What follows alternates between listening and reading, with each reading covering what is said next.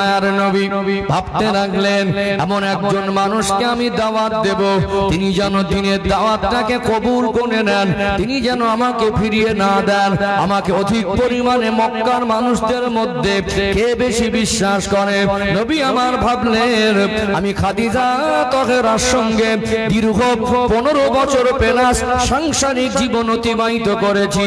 আমি রাসূলুল্লাহ চাল চলন, আমি দয়ার নবীর চিন্তাধারা, আমি দয়ার নবীর মন মানসিকতা সম্পর্কে আমার খাদিজার মতো এত বেশি আর কেউ জানে না।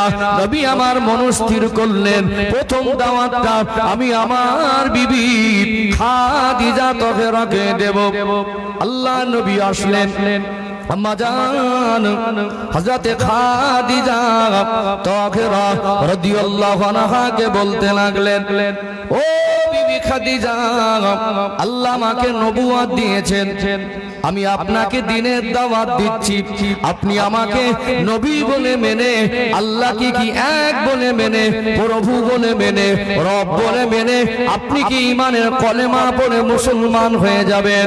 আল্লাহর নবীর পূর্ণিমার চাঁদের মতো চমকানো চেহারার দিকে আম্মা জান হযরতে খাদিজা তহেরা রাদিয়াল্লাহু আনহা এক নজরে চেয়ে দেখে বললেন, ইয়া রাসূলুল্লাহ, ইয়া হাবিবাল্লাহ, আমি খাদিজা, আমি বড় সৌভাগ্যবান, আমি খাদিজা, আমার নসিবটা বড় খুশনসিব। ইয়া রাসূলুল্লাহ, ইয়া হাবিবাল্লাহ, দুনিয়ার সাধারণ মেয়েরা একটা মানুষকে, একটা পুরুষকে স্ত্রী হিসাবে পেয়েছে, আল্লাহ দয়াময় আমি খাদিজাকে বিশ্ব নবীর স্ত্রী হওয়ার মতো সুযোগ দিয়েছে।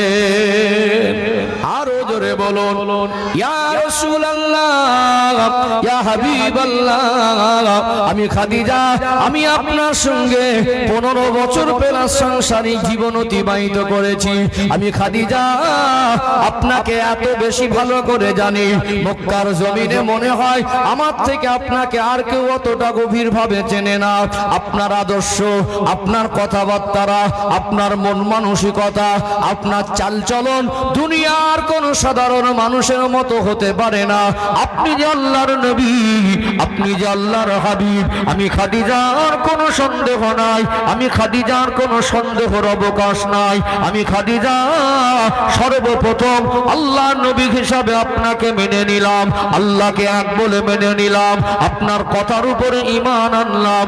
আম্মা জান খাদিজা তহেরা রাদিয়াল্লাহু আনহা ঈমানের কলেমা পড়ে নিলেন, কালেমা লা ইলাহা ইল্লাল্লাহ, লা ইলাহা ইল্লাল্লাহ, লা ইলাহা ইল্লাল্লাহ মুহাম্মাদুর রাসূলুল্লাহ, আশহাদু আল্লা ইলাহা ইল্লাল্লাহ ওয়া আশহাদু আন্না মুহাম্মাদান আবদুহু ওয়া রাসূলুহু। ও ভাইজানেরা, সোনার মানিক যুবকেরা, আব্বারা মায়েরা, আম্মা জান খাদিজা তহেরা রাদিয়াল্লাহু আনহা সেই ভাগ্যবতী মা আল্লাহ নবীর কাছে সর্বপ্রথম ঈমানের কলেমা পড়ে মুসলমান হয়ে গেলেন। আরো জোরে বলুন, মা খাদিজা হলেন সর্বপ্রথম নবীর কাছে ঈমানের কলেমা পড়ে মুসলমান হলেন। আমি মায়েদের বলি, মায়েদের সম্মান ইজ্জতকে আল্লাহ অনেক বেশি বাড়িয়েছেন।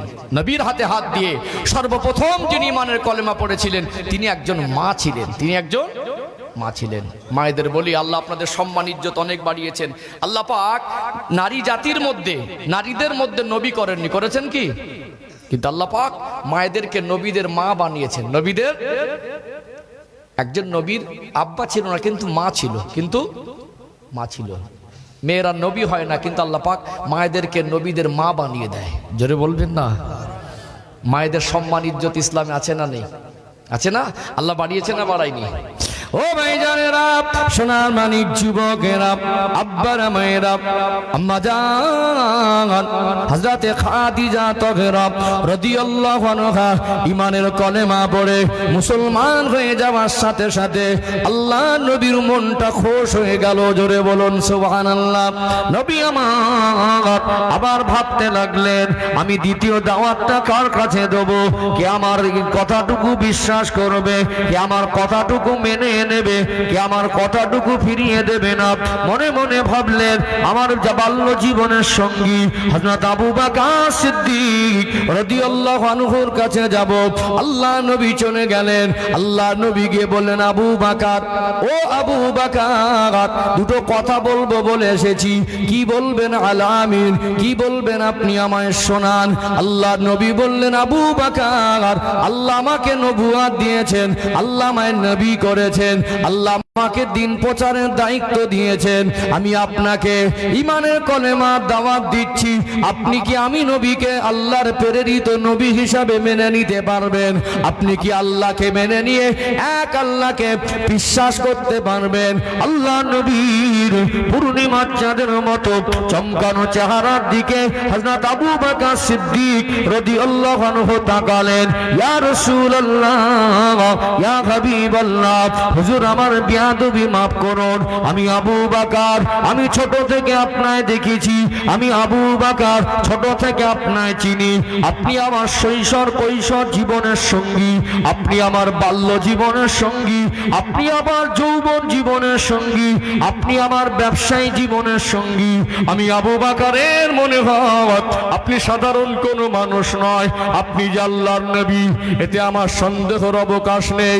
হাতটা বানিয়ে দিলেন, আল্লাহ নবীর নূরের হাতে হাত দিয়ে ঈমানের কলেমা পড়ে মুসলমান হয়ে গেলেন। আরো জোরে বলুন, আল্লাহ নবীর সাহাবী হযরত আবু বকর সিদ্দিক রাদিয়াল্লাহু আনহু পড়ে নিলেন কালেমা লা ইলাহা ইল্লাল্লাহ, লা ইলাহা ইল্লাল্লাহ, লা ইলাহা ইল্লাল্লাহু মুহাম্মাদুর রাসূলুল্লাহ সাল্লাল্লাহু আলাইহি ওয়াসাল্লাম। আশহাদু আল্লা ইলাহা ইল্লাল্লাহু ওয়া আশহাদু আন্না মুহাম্মাদান আবদুহু ওয়া রাসূলুহু। নবী আমার প্রথম দুজনকে দাওয়াত দিলেন। দুজন মানুষই আল্লাহ নবীর কথা এক কথায় মেনে ঈমানের কলেমা পড়ে মুসলমান হয়ে গেলেন। জোরে বলুন সুবহানাল্লাহ। আল্লাহর হাবিবের মনোবলটা বেড়ে গেল, আল্লাহ রসুলের মনোবলটা বেড়ে গেল। নবী আমার আল্লাহ দেওয়া দিনের প্রচারের দায়িত্ব পালন শুরু করে দিলেন। দিনের দায়িত্ব পালন নবী খুব সাবধানে গোপনে গোপনে দিনের দাওয়াত দিচ্ছেন। মক্কার গোত্রের মোড়লেরা, নেতারা, মাতব্বরেরা যেন বুঝতে না পারে। তারা যদি জানতে পারে, তারা যদি বুঝতে পারে যে নতুন একটা ধর্ম প্রচার হচ্ছে, নতুন একটা ধর্ম মানুষ প্রচার করছে, তাহলে তারা শত্রুতা করবে কি করবে না? শত্রুতা খুব গোপনে গোপনে আল্লাহ নবী দিনের দাওয়াত দিলেন। গোপনে গোপনে যাদেরকে মনে হতো এরা ভালো মানুষ, এরা ন্যায়নিষ্ঠ মানুষ, এরা আমার কথা বুঝবে, এরা আমার কথা মানবে, আল্লাহ নবী সাল্লাল্লাহু আলাইহি সাল্লাম তাদের কাছে দিনের দাওয়াত দিতে লাগলেন। আল্লাহ নবীর হাতে সর্বপ্রথম ঈমান আনলেন আম্মা জান খাদিজা তাহরা রাদিয়াল্লাহু আনহা। আল্লাহ নবীর হাতে ঈমান আনলেন দ্বিতীয়বারে হযরত আবু বকর সিদ্দিক রাদিয়াল্লাহু আনহু। বালকদের মধ্যে শেরে খোদা হযরতে আলী রাদিয়াল্লাহু আনহু, তিনি নাবালক অবস্থায় আল্লাহ নবীর কাছে ঈমানের কলেমা পড়ে মুসলমান হয়েছিলেন। জোরে বলুন সুবহানাল্লাহ। কৃতদাসদের মধ্যে আম্মা জান সুমাইয়া রাদিয়াল্লাহু, কৃতদাসী ছিলেন সুমাইয়া রাদিয়াল্লাহু আনহা, যিনি আবু জেহেলের কৃতদাসী ছিলেন। সম্মানিত ভাইয়েরা, হযরতে খব্বাব রাদিয়াল্লাহু আনহু, হযরতে ইয়াসির রাদিয়াল্লাহু আনহু, হযরতে বেলাল হাবশী রাদিয়াল্লাহু আনহু, এরাও গোপনে গোপনে ঈমানের কলেমা পড়ে মুসলমান হয়ে গিয়েছিলেন। জোরে বলুন সুবহানাল্লাহ। অল্প সংখ্যক খুব গোপনে গোপনে আল্লাহ নবী দিনের দাওয়াত পৌঁছাচ্ছিলেন। দীর্ঘ একটা সময় 3 বছর গোপনে গোপনে অল্প কয়েকজন মুসলমান হলেন। অল্প কয়েকজন। আল্লাহ পাক যখন যেভাবে আদেশ দিতেন তাদেরকে সেইভাবে আল্লাহ নবী গোপনে গোপনে কিছু ইসলাম সম্পর্কে শিক্ষা দিতেন। সম্মানিত ভাইরা, আল্লাহ পাক আবার আমার হাবিবের উপরে ওহী নাজিল করলেন, ওয়ানজির আশিরাতাকাল আকরাবিন। আমার হাবিব, আপনি আপনার নিকটস্থ আত্মীয়দেরকে সতর্ক করুন, ভয় প্রদর্শন করুন, ভয় দেখান। অতএব নিকটস্থ আত্মীয় বলতে বংশধর, কাছের মানুষ, বন্ধু বান্ধব যারা, তারা আমাদের নিকট না? তারা আমাদের কাছের মানুষ। 3 বছর পর আল্লাহ ওহী করে আমার হাবিবকে জানিয়ে দিলেন, হাবিব আর গোপনে গোপনে নয়, এবার আপনি প্রকাশ্যে দিনের দাওয়াত শুরু করে দেন। আল্লাহ নবীকে মক্কার মানুষ আল আমিন বলে ডাকতেন। তারা জীবনে কোনোদিন মিথ্যা কথা বলেননি, কারোর মাল নিয়ে আমানতের খেয়ানত করেননি, কারোর সঙ্গে খারাপ আচরণ করেননি। মক্কার মানুষ জানতো আল আমিন অর্থাৎ সত্যবাদী। মক্কার মানুষ জানতো মুহাম্মাদুর রাসূলুল্লাহ সাল্লাল্লাহু আলাইহি ওয়াসাল্লাম তিনি মানুষের কাছে কোনোদিন মিথ্যা কথা বলতে পারেন না। নবী আমার সাফা পাহাড়ে উঠে দাঁড়িয়ে মানুষদের ডাক দিলেন যে আমার নিকটস্থ আত্মীয়রা, বন্ধু বান্ধবেরা, আপনজনেরা, আমার খানদানের মানুষেরা সবাই এসে জমা হলো। আল্লাহর নবী বললেন, বলো তোমরা আমাকে কি বিশ্বাস করো? বলে হ্যাঁ বিশ্বাস করি। বলো তোমরা আমাকে কি কোনোদিন মিথ্যা কথা বলতে দেখেছো? বললো না, তোমার জবান থেকে কোনোদিন মিথ্যা কথা বলতে শুনিনি। বলো আমি কি কোনোদিন মিথ্যা বলতে পারি সেরকম মানুষ আমি? বললো না, তোমার উপর আমাদের অধিক বিশ্বাস আছে, তোমার কোনো কথা মিথ্যা হবে এটা আমরা কোনোদিন মেনে নিতে পারি না, বরং তুমি যে সত্যবাদী সেটা আমরা জানি। আল্লাহ নবী সাল্লাল্লাহু আলাইহি ওয়াসাল্লাম বলছেন, বলো আমি যদি বলি যে পাহাড়ের উল্টো দিকে যে একটা হিংস্র প্রাণী বাঘ আছে, তোমাদেরকে ক্ষতিগ্রস্ত করতে আসছে, তোমাদেরকে খেয়ে ফেলবে, এটা কি তোমরা বিশ্বাস করবে? তারা বললেন কি অবশ্যই আমরা সেটা বিশ্বাস করব। আল্লাহ নবী বললেন, আল্লাহ পাক আমাকে নবুয়ত দিয়েছেন, আল্লাহ পাক আমাকে দায়িত্ব দিয়েছেন, এই জীবনের পরে একটা জীবন আছে, সেটা হলো পরকালের জীবন। সেই জীবনে এই জীবনের হিসাব দিতে হবে। আমার আপনার রব, তামাম কুল কায়নাতের স্রষ্টা, দুনিয়ায় যিনি আমাকে আপনাকে পাঠিয়েছেন, সেই আল্লাহ আমাকে নবুয়ত দিয়েছেন। আমি হলাম আল্লাহর প্রেরিত পয়গম্বর, আমি হলাম আল্লাহর রসুল, আমি হলাম আল্লাহর পিয়ারা হাবিব, আমি হলাম নবী, আমি হলাম আখেরি নবী। তোমরা আমাকে নবী বলে মেনে বিশ্বাস করো, তোমরা এক আল্লাহকে প্রভু খোদা সৃষ্টিকর্তা বলে মেনে বিশ্বাস করে ঈমানের কলেমা পড়ে মুসলমান হয়ে যাও। আল্লাহর নবী সাল্লাল্লাহু আলাইহি ওয়াসাল্লাম এই কথা বলার পরপরই তারা মক্কার মানুষেরা আল্লাহর নবীকে অপমান করে, ছোট বড় কথা বলে।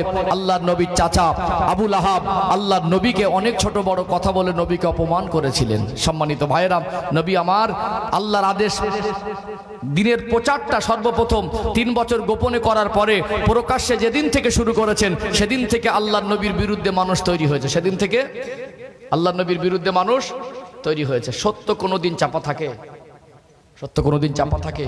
পৃথিবীতে মানুষ যত ক্ষমতা অর্জন করুক, সব থেকে দামি ক্ষমতা, মানুষের অর্জনকৃত ক্ষমতার মধ্যে সব থেকে দামি পাওয়ার, সেটা হলো ইমানি পাওয়ার। সেটা হলো ইমানি পাওয়ার। ইমানি পাওয়ার দিয়ে রাজা বাদশাহ দিগকেও মানে হারিয়ে দেওয়া যায়, পরাজয় করে দেওয়া যায়। যায় কি যায় না? সাহাবারা আর আমার নবী ইসলাম প্রতিষ্ঠিত করেছেন কিসের দ্বারা? তলোয়ারের দ্বারা, অস্ত্রের দ্বারা। কাউকে জোর করে জুলুম করে ইসলামের মধ্যে এনেছেন? নবী পাকের আদর্শের দ্বারা। আল্লাহর কোরআন দিয়ে দিনের দাওয়াত দিয়েছেন। যত ঘাত প্রতিঘাত এসেছেন ইমানি শক্তি দিয়ে নিজেরা জয়ী হয়েছেন। কি দিয়ে? ইমানি শক্তি দিয়ে। ও ভাই জানেরা, সোনার মানিক যুবকেরা, আব্বারা মায়েরা, দয়ার নবী, মায়ার নবী হুজুর আমার যখন দিনের দাওয়াত প্রকাশ্যে শুরু করে দিলেন, আল্লাহ নবীর দুশমন তৈরি হয়ে গেল। আল্লাহ নবীর শত্রুতা করতে শুরু করলো। কাফেরদের মাথায় চিন্তা বেড়ে গেল, কাফেররা পেরেশান হয়ে গেল। কুরাইশরা বলতে লাগলো, আবু জেহেল, আবু লাহাব, উতবা, সাইবা, আবু সুফিয়ান, ওয়ালিদ ইবনে মুগিরা ও সাইবা ইবনে রাবিয়া, আল্লাহ নবীর দুশমনেরা এরা চিন্তায় পড়ে পেরেশান হয়ে গেল। আজকে মুহাম্মাদুর রাসূলুল্লাহ সাল্লাল্লাহু আলাইহি ওয়াসাল্লাম যে দিন প্রচার করছেন, যে নতুন ধর্ম প্রচার করছেন, আমরা যদি কিছুই না বলি, একদিন গোটা মক্কার মানুষ দলে দলে দলে দলে ঈমানের কলেমা পড়ে মুসলমান হয়ে যাবে। এই চিন্তা তাদের মধ্যে ঢুকে গেল। তারা নিজেরা মিটিং মাশওয়ারা করে, তারা বলা বলি করে, কোন রকমে নতুন ধর্ম প্রচার করতে দেওয়া যাবে না। যদি নতুন ধর্ম প্রচার হয় মানুষ শান্তি ফিরে পাবে। আমাদের আর কেউ নেতা বলে মানবে না, আমাদের আর কোনো নেতৃত্ব থাকবে না। লুটপাট করে খাওয়া বন্ধ হয়ে যাবে, মেরে খাওয়া বন্ধ হয়ে যাবে, জেনা ব্যভিচার বন্ধ হয়ে যাবে, অবৈধভাবে নারীদের উপরে ভোগ করা এটা বন্ধ হয়ে যাবে। অন্যায়ভাবে আমরা জুলুম অত্যাচার করি, গায়ের জোরে দাদামি দাদাগিরি মেরে বেরিয়ে চলি, এগুলো সব বন্ধ হয়ে হয়ে যাবে। তারা পরিকল্পনা করলো কোনো রকম ভাবে একে কোনো বাস্তবায়ন করতে দেওয়া যাবে না।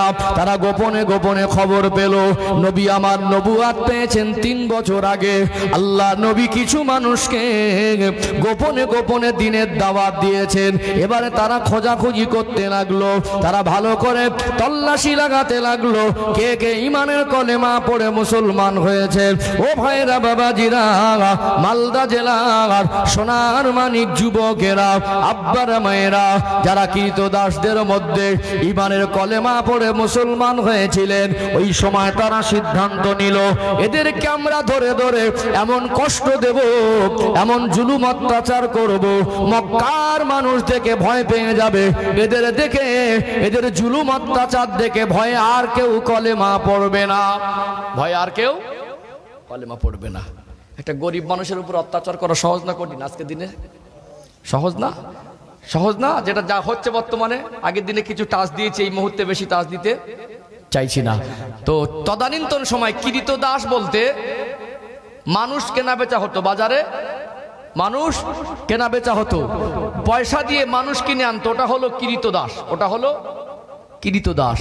এই কৃতদাসের কাজ কি ছিল? যে কিনে আনতো তার কথা মতো চলতে হতো, তার বাড়ির কাজ কাম করতে হতো, ব্যবসার কাজ করাতো, মানে ক্ষেতের কাজ করাতো, সংসারের কাজ করাতো। পারবে না বললে শুনবে না। অনেক সময় আমাদের দয়া মায়া বোঝা মানুষ আছে না নেই? ছেলেটা একটু বড় হলো, আব্বা চাষবাস করে, অনেক সময় বলে কোচে একটু আমার সঙ্গে চলো, একটু জমিতে খেতে যাই, একটু কাজ কাম করবে। রোদে তো অভ্যাস নাই। ছেলেটা যখন দেখছে কিছুক্ষণ কাজ কাম করে ঘেমে গেছে, আব্বার দয়া লেগে যায়, মায়া লেগে যায়। ছেলেটার দিকে দেখে বলে কোচি তুমি বাড়ি যাও। কেন? বাচ্চাটা এখন রোদে কাজ করে অভ্যাস, তো একটু কষ্ট পেলে আমাদের দয়া মায়া বোঝা মানুষ আছে না নেই? অনেক সময় আব্বা ডেকে যায়, কাজ করতে হবে, ছেলেটার ভালো লাগে না, মার কাছে গিয়ে বলে মা পেটের যন্ত্রণা হচ্ছে। মা আবার সুপারিশি করে, আব্বার কাছে বলে দেয় ছেলের শরীর খারাপ, পেট যন্ত্রণার কাছে তুমি চলে যাও। তাহলে দয়া মায়া বোঝা মানুষ আছে না নেই? কৃতদাস গোলামদের জীবন ছিল বেদনা, যন্ত্রণার কষ্টে ভরা। তাদের শরীর খারাপ বললে মনিবরা শুনতো না। সব মনিব তো একরকম না, কিছু কিছু মনিব ভালো ছিল, বাকি যারা ছিল জুলুম অত্যাচার করতো। তোকে পয়সা দিয়ে কিনে এনেছি, আমার বাড়ি খাবি, যা বলবো তাই শুনতে হবে, পারবে না বললে শরীর খারাপ, শরীর অসুস্থ, পারবো না, এরকম কোনো অপশন তারা দিত না। না পারলে বেদ দিয়ে আঘাত করত। বেশি গাফিলাতি করলে ওই মনিবটাকে বিক্রি করে দিয়ে আবার একটা মনিবকে কিনে, ওই গোলামটাকে বিক্রি করে দিয়ে আর একটা গোলাম বা কৃতদাসকে কিনে আনতো। এই মনিব যত কঠোর ছিল, হিংস্র ছিল, যখন হাত পাল্টাই হয়ে আর একটা মনিবের কাছে যেত, সে হয়তো এর থেকে বেশি কঠোর। এই কৃতদাসরা, গোলামরা, এরা হাত পাল্টাই হয়ে একজনের থেকে আরেকজনের কাছে যখন যেত, তখন এর থেকে অনেক কঠোর মনিব পেত। তাদের ভয় ছিল, যা মারছে, যা পেরেশানি করছে, যা কষ্ট দিচ্ছে, হয়তোবা হাত পাল্টাই হলে আরো বেশি কষ্ট দেবে। এর থেকে সে ভালো না হতে পারে, তো এর থেকে এই মনিবের থেকে হয়তো সে আরো কঠোর হবে। অতএব কষ্ট করে এখানে থাকাটাই ভালো। তাদের জীবনে কোনো আবদার, অভিযোগ কিছু ছিল না। তাদের জীবনে দয়া মায়া বোঝার মতো কেউ ছিল না। তারপরেও তাদের ব্যক্তিগতভাবে 1 টাকারও মালিক তারা কেউ নয়, 1 শতক জমির মালিকও নয়। মক্কার লিডাররা বললো, এই আমাদের মধ্যে যারা আমাদের কিনে আনা গোলামগুলো শুনছে, এরা নাকি কলেমা পড়ে মুসলমান হয়েছে, এদেরকে এমন ভাবে সাজা দেবো মক্কার মানুষ দেখে ভয়ে এদের দেখি আর একটাও কেউ কলেমা পড়ার সাহস পাবে না। ও ভাই জানেরা, মালদা জেলার সোনার মানিক যুবকেরা, আব্বারা মায়েরা, কৃতদাস গোলামদের মধ্যে যারা ইমানের কলেমা পড়ে মুসলমান হয়েছিলেন, এদের উপরে জুলুম অত্যাচারের রোলা শুরু হয়ে গেল। এদেরকে যদি কেউ মেরে ফেলে দেয়, এদের হয়ে কেউ কথা বলতে যাবে না, এদের পাশে কেউ দাঁড়াবে না, এদের হয়ে কেউ মুখ খুলবে না। কেননা এরা হলো কিনে আনা কৃতদাস গোলাম। এদের মনিবগুলো এদেরকে মাত্র প্রহার করত। যখন তারা শুনেছে আল্লাহ নবীর কাছে কিছু কৃতদাস গোলাম ইমানের কলেমা পড়ে মুসলমান হয়ে গেছে, এই সংবাদ পাওয়ার পরে আবু জেহেলের একজন দাসী ছিল, নাম হলো হযরতে সুমাইয়া রাদিয়াল্লাহু আনহা। নিষ্ঠুর পাষাণ আবু জেহেল আম্মা জান হযরতে সুমাইয়া রাদিয়াল্লাহু আনহাকে প্রহার করতে লাগলেন, আঘাত দিতে লাগলেন, চাবুকের পর চাবুকের আঘাত দেয়। এ সুমাইয়া, তুমি আমার কিনে আনা ক্রীতদাসী, তুমি আমার খাবে, তোমার এত সাহস কে দিল? এত সাহস তুমি কোথা থেকে পেলে? আমি শুনেছি তুমি নাকি ঈমানের কলেমা পড়ে মুসলমান হয়ে গেছো, সাহস তুমি কোথায় পেলে? এখনো তোমাকে বলছি ঈমানের কলেমা ত্যাগ করে দাও, আল্লাহকে অস্বীকার করে দাও, নবীকে অস্বীকার করে দাও, তুমি জানে বেঁচে যাবে। আম্মা জান হযরত সুমাইয়া রাদিয়াল্লাহু আনহা বলতে লাগলেন, এ আমার মনিব, আপনি শুনে রেখে দেন, আমি আল্লাহকে মেনেছি, আমি রাসূলুল্লাহকে মেনেছি, আমি আল্লাহকে স্বীকার করে নিয়েছি, আমার নবীকে স্বীকার করে নিয়েছি, মুখে মুখে নয় অন্তরে ভালোবেসেছি, অন্তর দিয়ে মেনেছি। আপনি যদি আমায় মেরেও ফেলে দেন, আপনি যদি আমায় শহীদ করে দেন, আমি সুমাইয়া এক মুহূর্তের জন্য আল্লাহকে আর রাসূলকে ভুলতে পারবো না। আরো জোরে বলুন ও ভাইজানেরা, সোনামানিক যুবকেরা, আব্বারা মায়েরা, আজ আমরা ঈমান পেয়েছি, ইসলাম পেয়েছি। আজ আমরা ঈমান ইসলাম পাওয়ার পরে কেউ আমাদেরকে মানে না, কেউ আমাদের জুলুম অত্যাচার করে না। আমরা ঈমানের কদর বুঝিনি। যারা ক্রীতদাস গোলাম অবস্থায় আল্লাহকে নবীকে মেনেছিলেন, তারা কত কঠিন পরীক্ষার মধ্যে পড়ে গেলেন। কিতাবের বর্ণনায় লেখা হলো, নিষ্ঠুর পাষাণ আবু জেহেল বর্ষা দিয়ে আম্মা জান সুমাইয়া রাদিয়াল্লাহু আনহার পেটে আঘাত করলেন, লজ্জাস্থানে আঘাত করলেন। আম্মা জান সুমাইয়ার গোটা শরীরটা রক্তাক্ত হয়ে গেল। আম্মা জান সুমাইয়া আর দাঁড়াতে পারলেন না। আম্মা জান সুমাইয়া জমিনে লুটিয়ে পড়লেন। আম্মা জান হযরত সুমাইয়া রাদিয়াল্লাহু আনহা তিনি শাহাদাত বরণ করলেন একমাত্র আল্লাহকে ভালোবেসে, আমার রাসূলুল্লাহকে ভালোবেসে, ইসলামের জন্য জান কুরবান করে দিলেন। কিন্তু দুনিয়ার কাফেরদের কাছে মাথা নত করেনি। আম্মা জান সুমাইয়া রাদিয়াল্লাহু আনহা তিনি শহীদ হয়ে গেলেন। ইন্না লিল্লাহি ওয়া ইন্না ইলাইহি রাজিউন। ও ভাইরা, বাবাজিরা, কিতাবের বর্ণনায় লেখা হলো, এই আম্মা জান সুমাইয়া ইনি হলেন ইসলামের ইতিহাসে প্রথম শহীদ। অন্য কিতাবে ভিন্ন মত এসেছে, তবে আম্মা জান সুমাইয়া রাদিয়াল্লাহু আনহা শাহাদাত বরণ করলেন। ইসলামের ইতিহাসে আল্লাহ নবীর হাতে হাত দিয়ে প্রথম ঈমান আনলেন একজন মা, হযরতে মা খাদিজা রাদিয়াল্লাহু আনহা। আর আল্লাহ নবীকে মানার কারণে, আল্লাহকে মানার কারণে শহীদ হলেন আম্মা জান হযরতে সুমাইয়া রাদিয়াল্লাহু আনহা। ইসলামের জন্য মায়েদেরও ত্যাগ আছে না নেই? আছে না নেই? অনেক মা আছেন হাজারো কষ্টের ভিতরে নামাজ পড়ে, আছে না?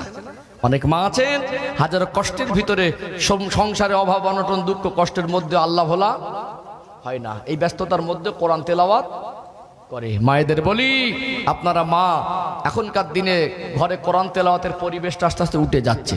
সব মোবাইল, কি মোবাইল, সিরিয়াল, নাটক, Facebook, reels video, short video সমাজটাকে ধ্বংস করে দিচ্ছে, তাই না? কত বাজে উলঙ্গ ছবি, নোংরা ছবিগুলো আজকে মানে মোবাইলের মধ্যে পাওয়া যায়, যায় কি যায় না? এমন কঠিন একটা প্ল্যাটফর্ম ফেসবুক, গোনা থেকে বাঁচিয়ে রাখা নিজেকে খুব কঠিন, নিজেকে খুব কঠিন। আল্লাহ নবী সাল্লাল্লাহু আলাইহি সাল্লাম বলেছিলেন, একটা সময় আমার উম্মতের মাঝে এমন আসবে, এক টুকরা আগুনকে হাতে রাখা যত না কঠিন হবে, ঈমান হেফাজত করা তার থেকে সেরকম কঠিন সময় এসে গেছে না? সেরকম কঠিন সময় এসে গেছে। হাজারো ব্যস্ততার ভিতরে আজও কিছু মা আছে, এনারা 5 ওয়াক্ত নামাজ পড়েন, পর্দা করেন, কোরআন তেলাওয়াত করেন। তারপরে দেখবেন ধর্মীয় কাজে মায়েদের একটা অবদান থাকে, থাকে কি থাকে না? বহু মায়েরা জলসার জন্য নাকফুল খুলে দেয়, সোনার অলংকার, হাতের কানের এগুলো খুলে দেয়, দিয়ে দেয়, দান করে দেয় কি দেয় না? কম আর বেশি অনেক জায়গায় মায়েদের একটা দানের সংখ্যা আছে না নেই? আছে না? তাহলে ইসলামের জন্য মায়েদের একটা অবদান আছে না নেই? আছে না? ও ভাইজানেরা, সোনার মানিক যুবকেরা, আব্বারা মায়েরা, আল্লাহ নবী সাহাবী হযরত ইয়াসির রাদিয়াল্লাহু আনহুকে কাফের বেঈমানেরা মক্কার কুরাইশরা বলল, একে জানে মেরে দমা যাবে না, মরে গেলে তো ফুরিয়ে গেল, একে এমন ভাবে কষ্ট দেব, একে এমন ভাবে জুলুম অত্যাচার করব, মক্কার মানুষ দেখে ভয় পেয়ে যাবে, অন্যান্য কৃতদাস গোলামরা ভয় পেয়ে যাবে, এদের জুলুম অত্যাচার দেখে যেন আর কোনদিন তাদের মধ্যে কলেমা পড়ার মতো বাসনা চিন্তাধারা যেন জাগ্রত না হয়। আম্মা জান সুমাইয়া রাদিয়াল্লাহু আনহা শাহাদাতের পরে হযরত ইয়াসির রাদিয়াল্লাহু আনহুকে তারা ধরল। ইয়াসির রাদিয়াল্লাহু আনহুকে বলল, এ নবীর সাহাবী হযরত ইয়াসির রাদিয়াল্লাহু আনহুকে বলল, ইয়াসির তুই জানিস তোর অবস্থা কি করতে পারি, শুনেছি তুই নাকি ঈমানের কলেমা পড়ে মুসলমান হয়েছি, তুই এখন বল আল্লাহকে ভুলে যাব, রাসূলুল্লাহকে ভুলে যাব, জানে বেঁচে যাবি, এই কষ্ট তোকে দেব না, তুই জানে বেঁচে যাবি, এখন সময় আছে, ঈমান ত্যাগ করে দে, আল্লাহকে অস্বীকার করে দে, তার নবীকে অস্বীকার করে দে। আল্লাহ নবী সাহাবী হযরত ইয়াসির রাদিয়াল্লাহু আনহু বলেছিলেন, এ মক্কার নিষ্ঠুর পাষাণ হৃদয়ের মানুষেরা, আমি ইয়াসির রাদিয়াল্লাহু আনহু, আমি জানি সত্য কথা বলার কারণে আমার উপরে জুলুম অত্যাচার হতে পারে, তোরা আমাকে অনেক কষ্ট দিবি, তথাপিও মার খাবার ভয়ে আল্লাহকে মেনেছি, রাসূলুল্লাহকে মেনেছি, আমি ইয়াসির আমি লুকিয়ে রাখতে পারবো না, আমি ঈমানের কলেমা পড়ে মুসলমান হয়ে গেছি, আমি এক মুহূর্তের জন্য আমার আল্লাহকে, আমার দয়ার নবীকে, আমার রাসূলুল্লাহকে ভুলতে পারবো না। জোরে বলেন না সুবহানাল্লাহ। কাফের মুশরিকরা এত পাষাণ হৃদয়ের মানুষ ছিল, খেজুর পাতার চাটায় শুইয়ে দিলেন, চাটায়ের মধ্যে দিয়ে গড়িয়ে গড়িয়ে গড়িয়ে গড়িয়ে পেঁচ দিয়ে ভালো করে বেঁধে দিলেন, আগুন ধরিয়ে দিলেন। আল্লাহর নবী সাহাবী হযরত ইয়াসির রাদিয়াল্লাহু আনহুর শরীরের চামড়াগুলো পুড়ে ঝলসে গিয়েছিল, গোটা শরীরের চামড়াগুলো পুড়ে পুড়ে আগুনে জ্বলে জ্বলে পুড়ে পুড়ে আগুন জ্বলছে, আর ইয়াসির রাদিয়াল্লাহু আনহুর শরীরের চর্বিগুলো গলে গলে আগুনটা লিভে গেছে। এত রক্তাক্ত করে এই রকম ভাবে আগুন জ্বালিয়ে এই রকম নিষ্ঠুর মানুষ, এই রকম মর্মান্তিক একটা ঘটনা, এই রকম একটা কষ্টের দৃশ্য, মানুষের অন্তর এমনি কেঁপে উঠবে, মানুষের অন্তর এমনি কেঁদে উঠবে। এই রকম করে সাহাবাদের কষ্ট দিয়ে ইয়াসির রাদিয়াল্লাহু আনহুকে চাটায়ের মধ্যে, খেজুর পাতার চাটায়ের মধ্যে ঝরিয়ে আগুন জ্বালিয়ে দিয়েও ঈমান হারা করতে পারলেন না, আল্লাহ ভোলা করতে পারলেন না।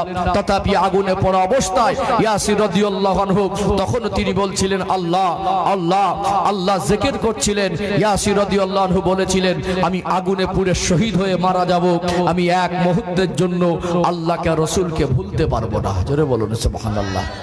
কাফেররা মনে করলো এরা কি শিক্ষা পেল, আমার নবীর ভালোবাসা মহব্বত অন্তরে এত বেশি জায়গা দিলেন, দুনিয়ার কঠিন কঠিন মুসিবতের সম্মুখীন হয়েও তারা এত কঠিন মুসিবতের মধ্যে পড়ে থেকেও আল্লাহকে রাসূলকে এক মুহূর্তের জন্য ভুলে যায়নি। আফসোস, তারাও মানুষ, আমরাও মানুষ, আমরা তাদের মতো হব বললে বেয়াদবি হবে, সাহাবাদের মতো হতে পারবো না।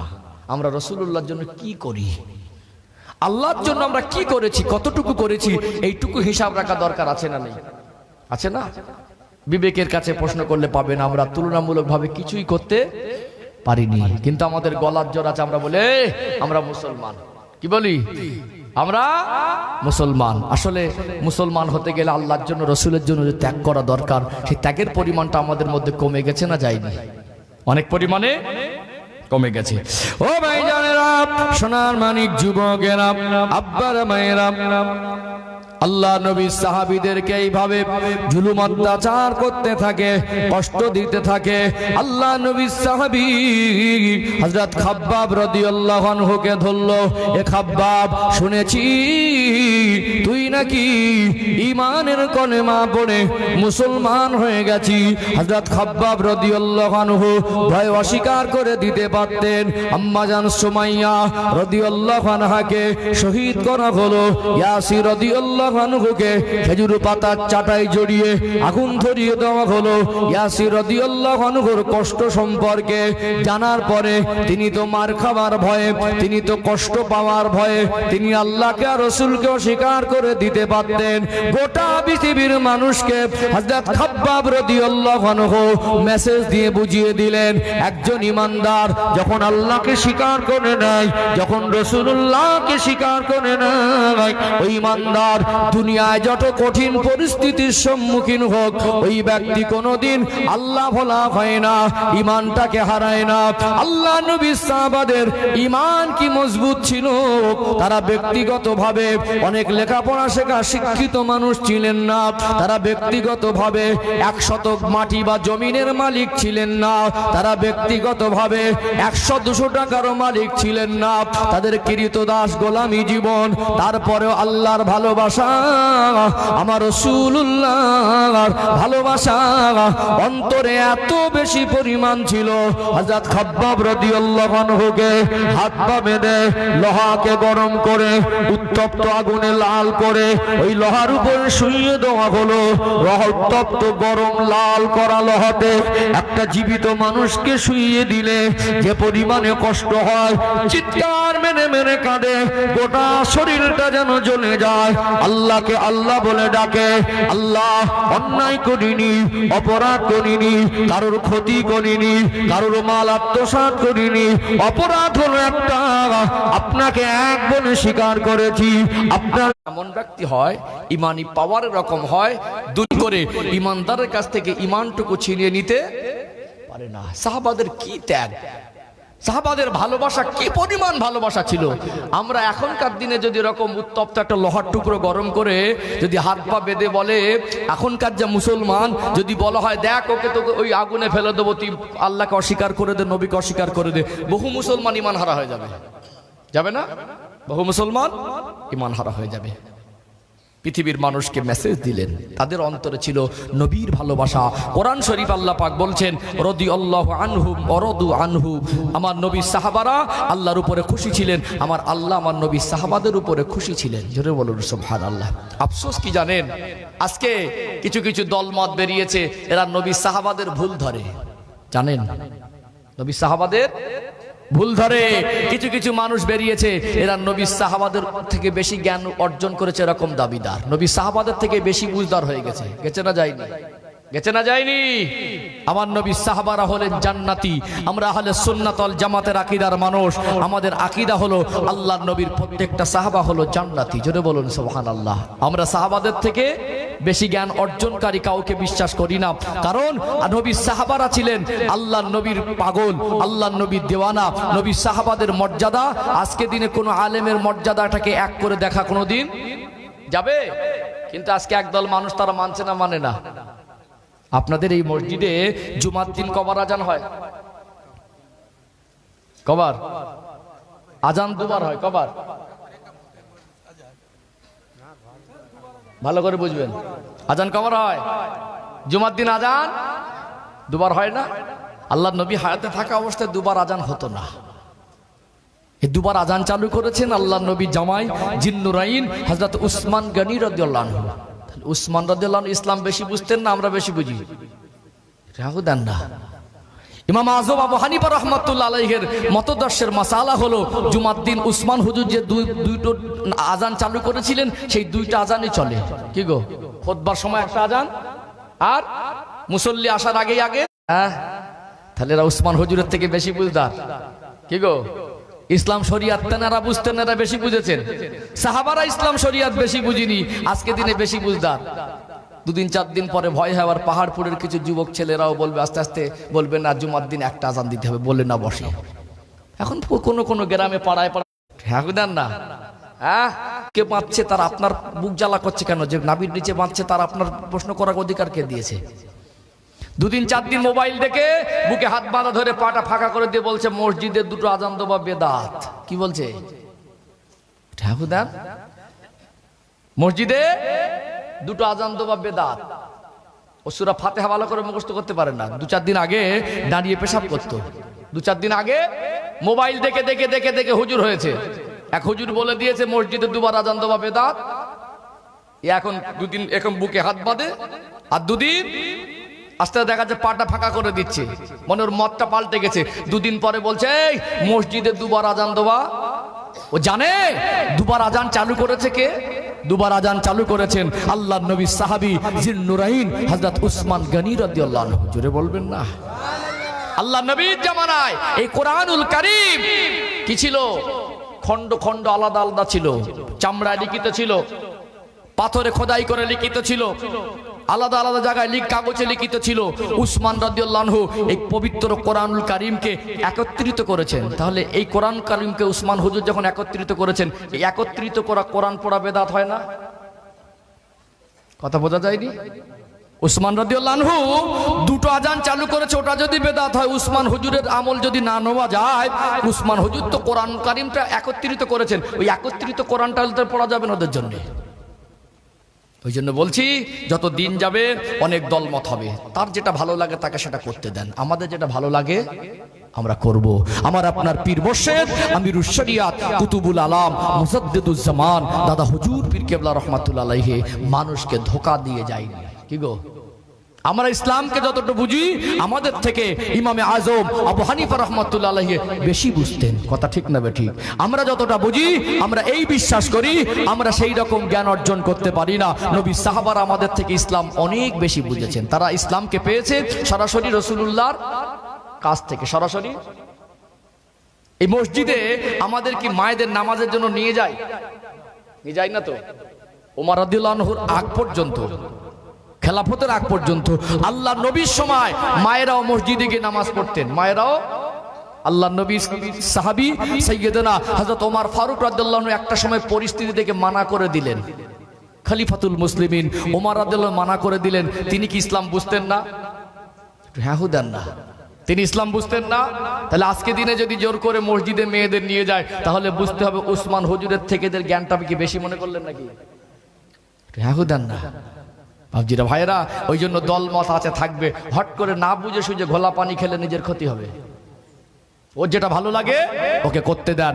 আমি আমার নীতিতে আছি, আমার নীতিতে আমাকে থাকতে দেন। ঝগড়া যাবেন না, বিতর্কে যাবেন না। যদি বলে সহিহ হাদিস দেখা, তুই বলবি আপনারা বলবেন সহিহ হাদিসকে আমি পরিচিতকে দেখাবো। বোঝা যায়নি? একজন আলেমের কাছে, চল আমার ইমাম সাহেবের কাছে যাবি, কি বলবেন? চল আমাদের ইমাম সাহেবের কাছে যাবি, ওখানে গিয়ে জিজ্ঞেস করবি হুজুর পড়েছে, আমরা কি সহিহ হাদিস পড়েছি, তোকে দেখাবো। কথা মিটে যাবে না? সহিহ হাদিস আমাকে জিজ্ঞেস করছি কেন? আমি তো মাদ্রাসায় পড়িনি, তুই আমাকে সহিহ হাদিস জিজ্ঞেস করছিস, পাবো কোথা থেকে? আছে না নেই? শুধু বলে সহিহ হাদিস, এক লাইন আরবি পড়তে পারবে না, শুধু বলে সহিহ হাদিসের দলিল।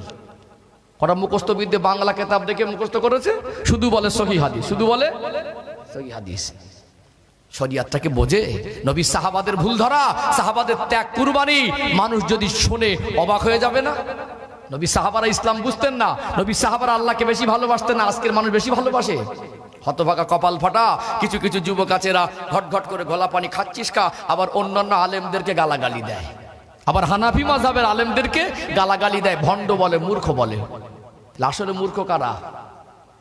কি গো, এগুলো আমার বলার ইচ্ছা নেই, তারপরে বলাটা জরুরি মনে করছি।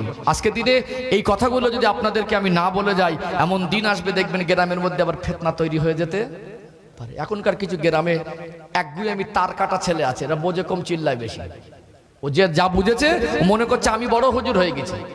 ও জানে না আমার আমলটা নবী সাহাবার বিরুদ্ধে চলে যাচ্ছে। ওর এই হুঁশটা নেই আমার আমলটা নবী সাহাবাদের বিরুদ্ধে চলে যাচ্ছে। নবী সাহাবাদের বিরুদ্ধে আমল চলে গেলে ও আমল কবুল হওয়া কঠিন আছে। কি গো, নবী সাহাবারা ইসলাম বুঝতেন না? ও ভাই জানেরা, সোনার মানিক যুবকেরা, আব্বারা মায়েরা, দলমত ছিল, আছে, থাকবে। কাউকে আঘাত দেওয়া, কাউকে ছোট করা আমার একান্ত ইচ্ছা নয়। যার যেটা ভালো লাগে করুক। তবে আমি আপনি যে নীতি, যে আদর্শের উপরে আছি, আমরা হানাফি মাযহাবের মানুষ, আমাদের ইমামের মাসালার উপরে জীবন তৈরি করব। আমরা আহলে সুন্নাতুল জামাতের আকীদার মানুষ, আমাদের আকীদাটা আমরা ঠিক রাখবো। আমার আপনার পীর মুর্শিদ আমিরুশ শরিয়াত কুতুবুল আলাম মুজাদ্দিদুজ জামান দাদা হুজুর পীর কেবলার মহব্বতটা অন্তরে রাখা দরকার আছে না নেই? বিতর্কে যাবেন না, ঝামেলায় যাবেন না। যে তার ইচ্ছা, তার যেটা ভালো লাগে তাকে করতে দেন। আমি এটা বলার কারণ আপনাদের সাদা মনটাকে যেন মানুষ কলুষিত করতে না পারে, আপনাদের বুঝিয়ে যেন পথভ্রষ্ট করতে না পারে। বলছিলাম আল্লাহ নবী সাহাবাদের জীবনের কষ্টের কথা।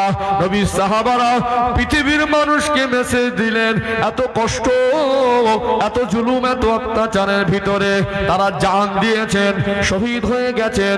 এক মুহূর্তের জন্য আল্লাহকে আর রাসূলকে ভুলে যায়নি। জোরে বলুন সুবহানাল্লাহ। ও ভাইজানেরা, সোনার মানিক যুবকেরা, আব্বারা মায়েরা, আল্লাহ নবী সাহাবী হযরত বেলাল রাদিয়াল্লাহু আনহু মনিব ছিল উমাইয়া ইবনে খালদ। এই উমাইয়া এত নিষ্ঠুর, এত কঠোর, এত পাষাণ হৃদয় ছিল, এর মনে দয়া মায়া বলে কিছু ছিল না। যখন এর কানে খবর চলে গেল বেলাল রাদিয়াল্লাহু আনহু ঈমানের কলেমা পড়ে মুসলমান হয়েছে, আল্লাহ নবী সাহাবী হযরত বিলাল রাদিয়াল্লাহু আনহুকে ডাকলেন, এ বেলাল, শুনেছি তুই নাকি ঈমানের কলেমা পড়ে মুসলমান হয়ে গেছিস। বেলাল রাদিয়াল্লাহু আনহু তিনি জানতেন এই কথাটা স্বীকার করার পরে, আমি সত্য কথা বলার পরে আমার উপরে অনেক জুলুম অত্যাচার হতে পারে, তথাপিও মার খাবার ভয়ে, জুলুম অত্যাচারের ভয়ে আল্লাহ নবীর সাহাবী বেলাল রাদিয়াল্লাহু আনহু তিনি কথাটা লুকিয়ে রাখলেন না।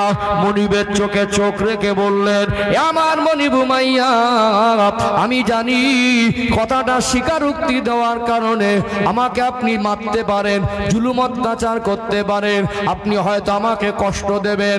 আমি আল্লাহকে এত বেশি ভালোবেসেছি, আমার রাসূলুল্লাহকে এত বেশি ভালোবেসেছি, আমি আল্লাহকে মেনেছি, নবীকে মেনেছি, এই কথাটা মার খাবার ভয়ে আজ থেকে আমি লুকিয়ে রাখতে পারবো না। জোরে বলেন না। ও ভাইজানেরা, মালদা জেলার সোনার মানিক যুবকেরা, আব্বারা মায়েরা, বেলালকে বলল, বেলাল তোর এত সাহস, এতদিন তোকে যা বলতাম মাথা হ্যাট করে ওটা মেনে নিতিস, তুই আমার চোখের দিকে তাকিয়ে কথা বলতিস না, আজকে আমার চোখে চোখ রেখে কথা বলিস। জানিস তোকে কি করতে পারি? তোকে যদি কেউ মেরে মেরে ফেলে দেয়, তোর হয়ে কেউ কথা ধরার মতো মক্কায় কেউ নেই। নিষ্ঠুর পাষাণ হৃদয়ের মানুষ উমাইয়া বলতে লাগলো, বেলালকে এমন ভাবে কষ্ট দিবি, বেলালকে এমন ভাবে জুলুম অত্যাচার করবি, বেলালকে দেখে দেখে মক্কার মানুষ যেন ভয় পেয়ে যায়, কারোর মনে যেন কলেমা পড়ার মতো চিন্তা তৈরি না হয়। আল্লাহ নবীর সাহাবী হযরতে বেলাল রাদিয়াল্লাহু আনহুর হাতে পায়ে দড়ি বাঁধা হলো। ও ভাইরা, বাবাজিরা আমার, আপনার রাস্তাঘাট যেটা মাটির রাস্তা, এখানকার মাটি আর মক্কা মদিনার মাটি এক রকম নয়। আমাদের এখানে 10 মাটি বালি মাটি, এই মাটির উপরে কাউকে যদি হাত পা বেঁধে দড়ি দিয়ে বেঁধে টেনে টেনে নিয়ে যাওয়া হয়, ওই মানুষটা কষ্ট পাবে কি পাবে না? মক্কা মদিনার লাল কাকরের বালু মাটি, দানা দানা কাকর কাকর মাটি, ওই মাটিতে যদি একটা মানুষকে হাত পা বেঁধে দড়ি দিয়ে বেঁধে টেনে টেনে নিয়ে যাওয়া হয়, অনেক বেশি পরিমাণে কষ্ট পাবে।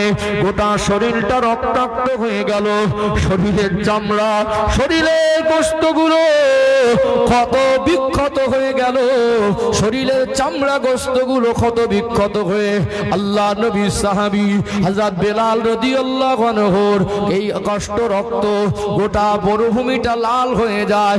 বেলালকে বলা হয়, বেলাল এত কষ্ট তুমি কেন পাও?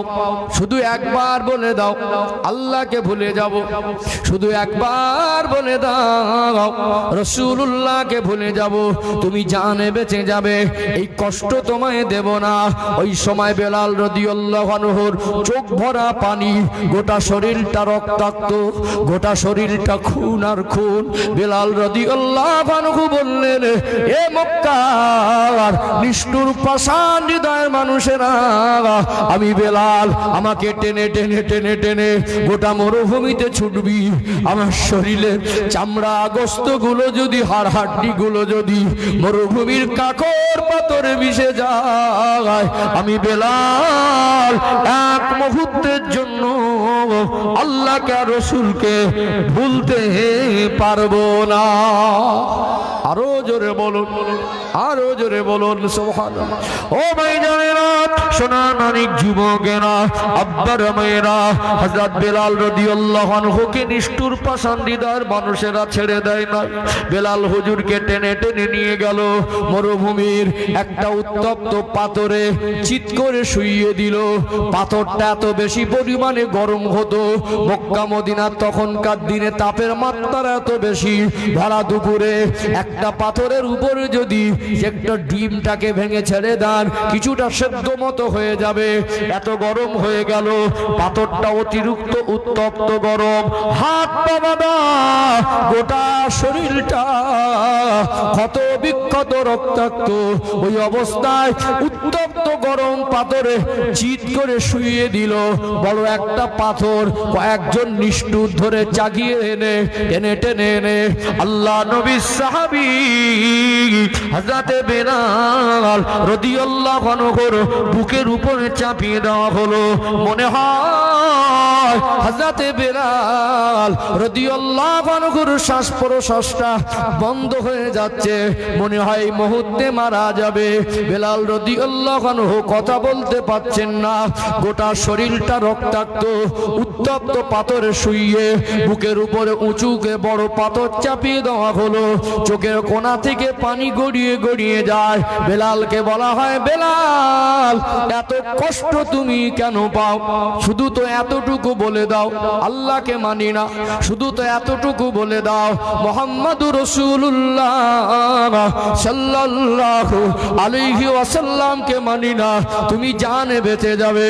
ওই সময় বেলাল রাদিয়াল্লাহু আনহু বলেছিলেন, এ মক্কা নিষ্ঠুর পাষাণ হৃদয়ের মানুষেরা, তোরা শুনে রেখে দে, আমি বেলাল রাদিয়াল্লাহু আনহু, আমার এখন শ্বাস প্রশ্বাসটা জারি আছে, এখন আমি কথা বলতে পারছি, আমার যতক্ষণ জবান চলবে, আমি যতক্ষণ কথা বলতে পারবো, যতক্ষণ আমার শরীরে জানটুকু থাকবে, আমি অতক্ষণ পর্যন্ত, শেষ নিঃশ্বাস পর্যন্ত একটা কথা বলবো, তোরা আমাকে যত কষ্ট দিস, তোরা আমাকে যত জুলুম করিস, তোরা আমাকে যত অত্যাচার করিস, আমি বেলাল দুনিয়া ছেড়ে দিতে রাজি আছি, আমি বেলাল দুনিয়া ছেড়ে শহীদ হয়ে যেতে রাজি আছি, তবে এক মুহূর্তের জন্য আমার আল্লাহকে আর আমার রাসূলুল্লাহকে ভুলতে পারবো না।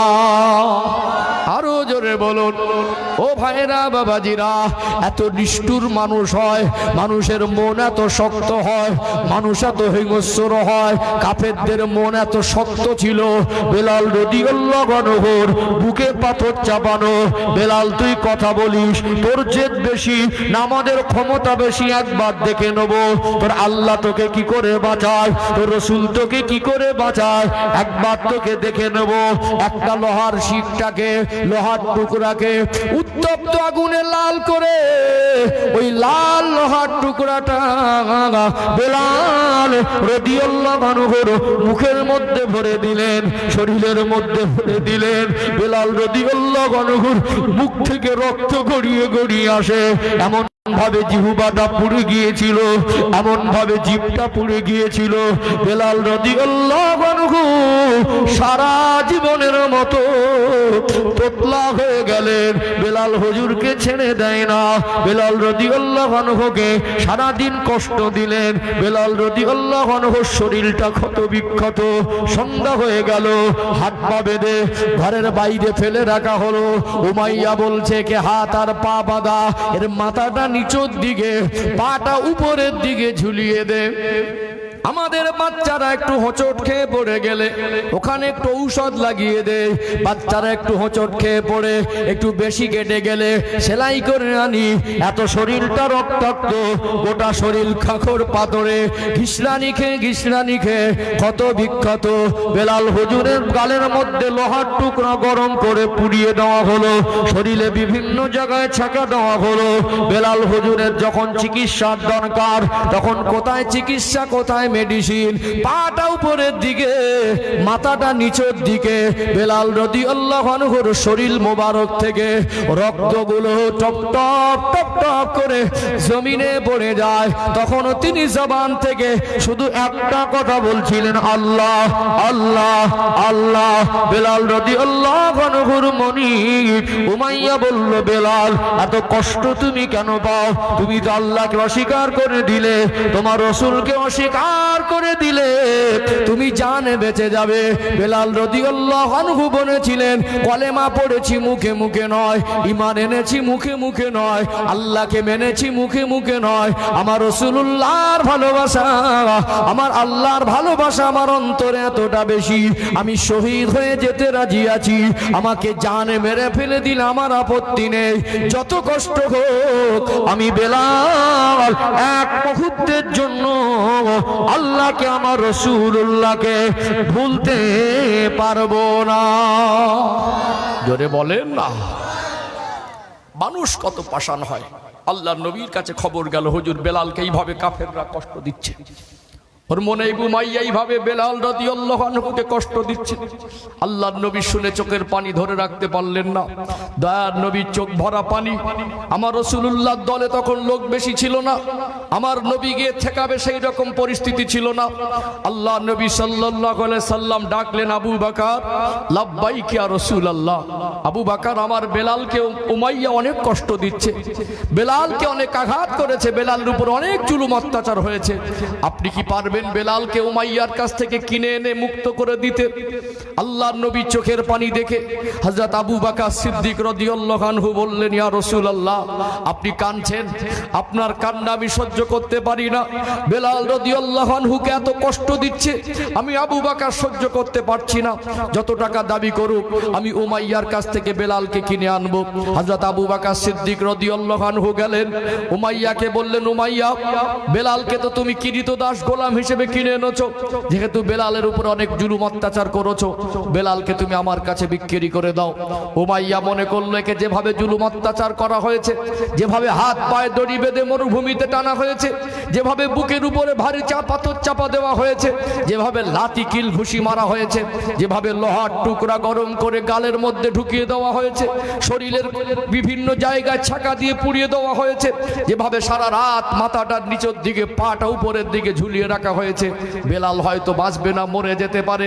মনে মনে করলেন, যদি বিক্রি করেও যদি কিছু টাকা পাওয়া যায় তাতেও ভালো লাভ হবে। মনে করলো যে বেশি দাম বলে দেখি, যখন বলল আমার এত টাকা লাগবে তবে বেলালকে বিক্রি করব, হযরত আবু বকর সিদ্দিক রাদিয়াল্লাহু আনহু বললেন, উমাইয়া, বেলালকে আর কষ্ট দিও না, বেলালকে আর আঘাত দিও না, তুমি যে কথা বলেছো, যে সত্য রেখেছো, যত টাকা দাবি করেছো আমি অতটা টাকা দিয়ে বেলালকে কিনে নেব। আল্লাহর নবী সাহাবী বেলাল রাদিয়াল্লাহু আনহুকে কিনে নিলেন। বেলাল রাদিয়াল্লাহু আনহু দীর্ঘ 1 মাস প্লাস প্রায় 2 মাসের মতো অসুস্থ ছিল, তিনি দুনিয়ার কোনো মানুষের তৈরি শক্ত খাবার খেতে পারতেন না। হযরত আবু বকর সিদ্দিক রাদিয়াল্লাহু আনহু দুধ গরম করে নিজে খাইয়ে দিতেন।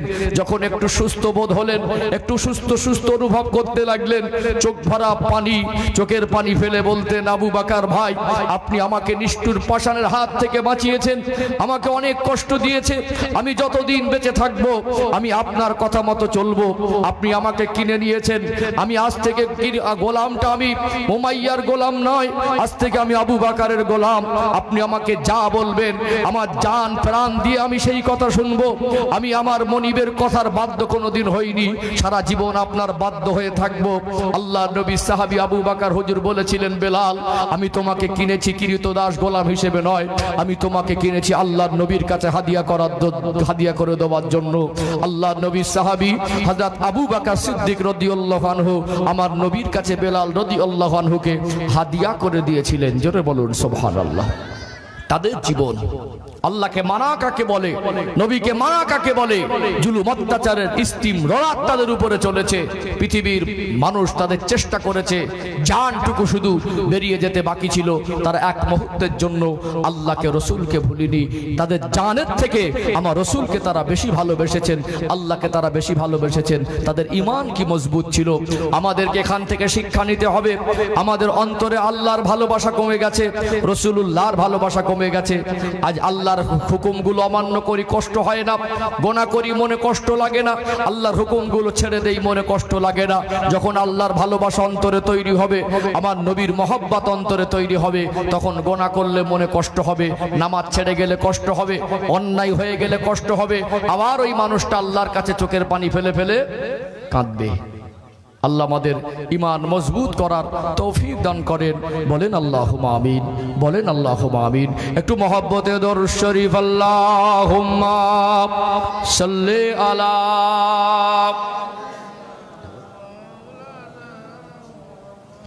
ওয়া আলা আলি সাইয়্যিদিনা। আরো মহব্বতে আল্লাহুম্মা সাল্লি আলা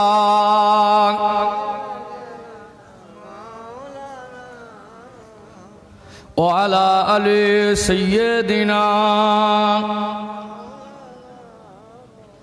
हब्बे अहमद अजल ही सीने में है, मैं हूँ मेरा दिल मदीने में है।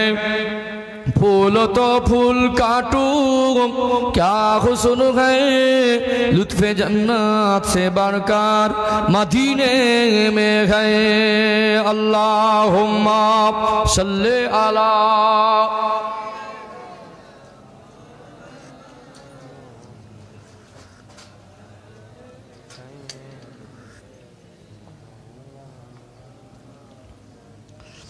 इन हवाओं से कह दो न आए इधर, मुझको खुशबू की कोई जरूरत नहीं, जिनके खुशबू से महका सारा जहां, खुशबू नबी के पसीने में गए।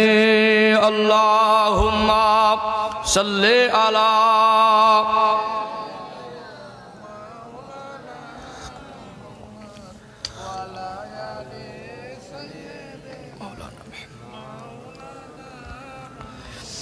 इन हवाओं से कह दो न आए इधर, मुझको खुशबू की कोई जरूरत नहीं, जिनके खुशबू से महका सारा जहां, खुशबू मदीने में मौजूद है।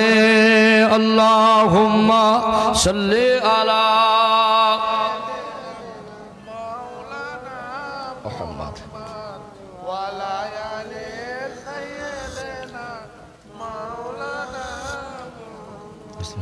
একটু জিকির করেন লা ইলাহা ইল্লাল্লাহ, লা ইলাহা ইল্লাল্লাহ, লা ইলাহা ইল্লাল্লাহ মুহাম্মাদুর রাসূলুল্লাহ। আল্লাহুম্মা সাল্লি আলা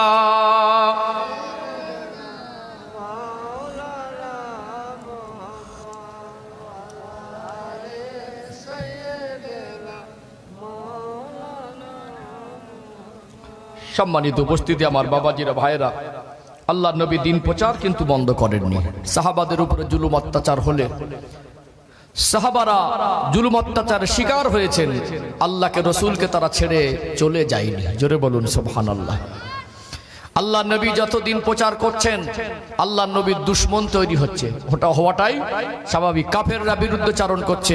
আল্লাহ নবীর চাচা আবু তালেব, আল্লাহ নবীর চাচা আবু তালেব আল্লাহ নবীর পাশে সবসময় ছিলেন, আল্লাহ নবীর পাশে সবসময় ছিলেন। আবু লাহাবের নাম আপনারা শুনেছেন না? আবু লাহাবের নাম আপনারা শুনেছেন। এই আবু লাহাব আল্লাহ নবীকে ছোট বড় কথা বলেছে, আল্লাহ নবীকে অপমান করেছে, আল্লাহ নবীর মনে কষ্ট দিয়েছে। আমার রসুলকে কষ্ট দিলে আল্লাহ পাক, আমার নবীকে অপমান করলে আল্লাহ পাক তাকে ছেড়ে দেয় না, কিছুদিন ছাড় দেয়, আল্লাহ পাক ছেড়ে দেয় না। সম্মানিত ভাইয়েরা, আবু তালেবের একটা চাচা তার ভালোবাসা পেল, কিন্তু কিছু কিছু তার আপন চাচারা তারাও আল্লাহ নবীর বিরুদ্ধে চলে গেল, আল্লাহ নবীর বিরুদ্ধে চলে গেল।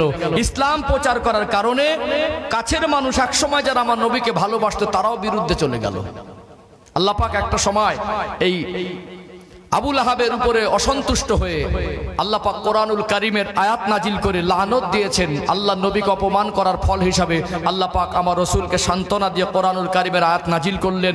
আবু লাহাবের নামে একটা সূরা নাজিল করলেন বদদোয়া দিয়ে, তাব্বাত ইয়াদা আবি লাহাবিউ অতাব মা আগনা আনহু মালুহু ওমা কাসাব সায়াসলা নারান যাতা লাহাবিউ আমরাতুহু হাম্মালাতাল হাতাব ফি জিদিহা হাবলুম মিন মাসাদ।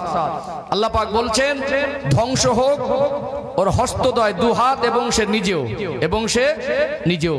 অতএব এই আবু লাহাবের উপরে আল্লাহ পাক কোরআনুল কারীমের আয়াত নাজিল করলেন। এটা যুগ যুগ ধরে পৃথিবীর মানুষ যারা আমার নবীকে নিয়ে অপমান করতে চেয়েছে, আমার নবীকে আঘাত দিয়েছে, নবীকে ছোট করতে চেয়েছে, আল্লাহ পাক তাদের উপর অ্যাকশন গ্রহণ করেছে না করেনি? আল্লাহ পাক তাদের উপরে, নবীকে যারা ছোট করতে চেয়েছে আল্লাহ পাক দুনিয়ার মানুষের কাছে তাদের এমন ছোট করে দিয়েছে, দুনিয়ার মানুষ আজও তাদের ঘৃণা করে কি করে না? সম্মানিত ভাইয়েরা, জুলুম অত্যাচারের মাত্রা বেড়ে গেল। আল্লাহর নবী দেখলেন এই জুলুম অত্যাচার যখন বন্ধ করা যাচ্ছে না, সর্বপ্রথম 4 জন মহিলা এবং 12 জন পুরুষ মিলে 16 জনের একজন কাফেলাকে আল্লাহর নবী সাল্লাল্লাহু আলাইহি ওয়াসাল্লাম তিনি আবিসিনিয়ায় হিজরত করার জন্য পাঠিয়ে দিলেন। আবিসিনিয়া এমন একটা জায়গা ছিল, বাদশা নাজ্জাশী ন্যায়পরায়ণ বাদশা ছিল, হঠাৎ কারোর উপরে জুলুম অত্যাচার করতো না। ওর দরবারে যখন অন্য জায়গার দূর দূরান্ত থেকে মানুষ আসতো তাদেরকে হঠাৎ তাড়িয়েও দিত না, তাদেরকে কোনো রকম কষ্ট দিত না। আল্লাহ নবী সাল্লাল্লাহু আলাইহি সাল্লাম বললেন তোমরা গোপনে গোপনে চলে যাও, তোমাদের উপরে এই মুহূর্তে জুলুম অত্যাচার যেভাবে হচ্ছে আমি রাসূলুল্লাহ আমার সামাল দেওয়ার মতো পরিস্থিতি অতটা তৈরি করতে পারিনি। আবিসিনিয়ায় 16 জনের মতো একটা কাফেলাকে আল্লাহ নবী সাল্লাল্লাহু আলাইহি সাল্লাম পাঠিয়ে দিয়েছিলেন। 16 জনের মতো একটা কাফেলা। কাফেররা দেখলো যা সরাসরি বহুবার বলেছে আল্লাহ নবীকে, দেখো তুমি এক কাজ করো, এই কলেমা প্রচারটা বাদ দাও, তোমার কি দাবি দাওয়া বলো। আল্লাহ নবী বললেন আমার কোনো দাবি নেই, আমি আল্লাহ দেওয়া দ্বীনের দায়িত্ব থেকে আমি বিরত থাকতে পারবো না। দেখবেন মাঝে মাঝে ছেলেরা অন্যায় করলে অনেক সময় গার্জেনকে একবার সতর্ক করে না? দেখেন আপনার ছেলে এরকম কিছু করছে, আপনি ছেলেকে বোঝান, ছেলেকে কিছু বলেন, না হলে আমরা ব্যবস্থা নেব, তখন পরবর্তীতে কিছু বলতে পারবেন না। কাফেররা মিটিং করলো, বলল দেখো একটা রাস্তা আছে, আবু তালেবের তত্ত্বাবধানে বড় হয়েছে, এখন আল্লাহর নবী তার চাচা আবু তালেবকে গার্জেন হিসেবে মানে, পিতার নজরে দেখে, হয়তোবা তার কাছে গিয়ে আমরা বললে সে যদি ডেকে বোঝায় হয়তোবা তিনি তার চাচার কথাটা মেনে নিয়ে ইসলাম প্রচারটা বাদ দিতে পারে। প্রাথমিকভাবে এরা ভাবলো যখন আল্লাহর নবীকে বলে হচ্ছে না, সাহাবারা এইভাবে দৃঢ়তার সঙ্গে ইমানের উপর অটুট থাকছে, তাদের ভয় বেড়ে গেল, তাদের ভীতু বেড়ে গেল, তাদের ভিতর সঞ্চার, মনের মধ্যে ভয় ভীতির সঞ্চার হলো। তারা ভাবতে লাগলো এভাবে যদি চলতে থাকে আমাদের আর কোনো নেতৃত্ব মক্কার জমিনে থাকবে না। ও ভাইজানেরা, সোনার মানিক যুবকেরা, আব্বারা মায়েরা, আল্লাহ নবীর কাছে, নবীর চাচা জানের কাছে চলে আসলো মক্কার বড় বড় কুরাইশ লিডাররা। আল্লাহ নবী চাচা জানের কাছে এসে বলতে লাগলো, ও আবু তালেব, তুমি হলে আমাদের মধ্যে একজন বয়স্ক মানুষ, তোমাকে আমরা ভালো করে সম্মান করি, তুমি ভালো করে জানো তোমার ভাইপো মুহাম্মদ সাল্লাল্লাহু আলাইহি ওয়াসাল্লাম দ্বীন প্রচার করছে, নতুন ধর্ম প্রচার করছে, মানুষ দলে দলে এই ধর্মটা মেনে নিচ্ছে, বহু মানুষ গোপনে গোপনে ধর্ম প্রচার করে প্রচার করার পরে তারা ইমানের কলেমা পড়ে মুসলমান হয়েছে। এখন যদি আমরা রুখে দিতে না পারি, এখন যদি আমরা এর প্রতিহত করতে না পারি, এখন যদি এইভাবে আমরা মুখ বুজে সহ্য করি, একটা দিন মক্কায় এমন এসে যাবে আমরা আমাদের নেতৃত্বটা টিকিয়ে রাখতে পারবো না, আমাদের বাপ দাদার ধর্ম বলে কিছু থাকবে না। অতএব তোমাকে একবার বলছি, তুমি তোমার ভাইপোকে ডেকে বলো, তুমি তোমার ভাইপোকে ডেকে সাবধান করো, তোমার ভাইপো যেন কলেমার প্রচারটা না করে। মক্কার কাফেরেরা কিছু শর্ত দিতে শুরু করলো, বলতে লাগলো, এ আবু তালেব, আপনার ভাতিজা মুহাম্মদ সাল্লাল্লাহু আলাইহি ওয়াসাল্লাম তিনি যদি ধনী হতে চায়, আমরা টাকা উঠিয়ে উঠিয়ে এত বেশি টাকা তাকে দেবো, মক্কা শরীফ ধনী বানিয়ে দেবো।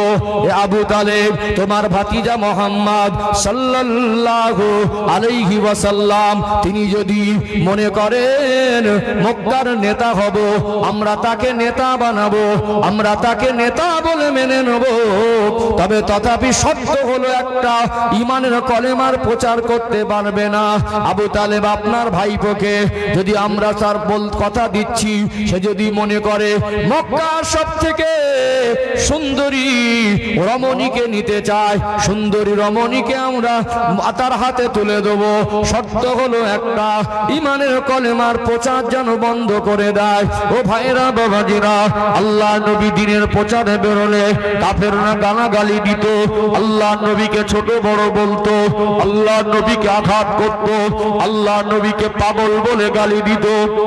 দয়ার নবী, মায়ের নবীর চোখ ভরা পানি, দয়ার নবীর দুঃখ ভরা মন, এত ঘাত প্রতিঘাতের ভিতর থেকে আল্লাহ দেওয়া দায়িত্ব থেকে তিনি পিছে হটলেন না।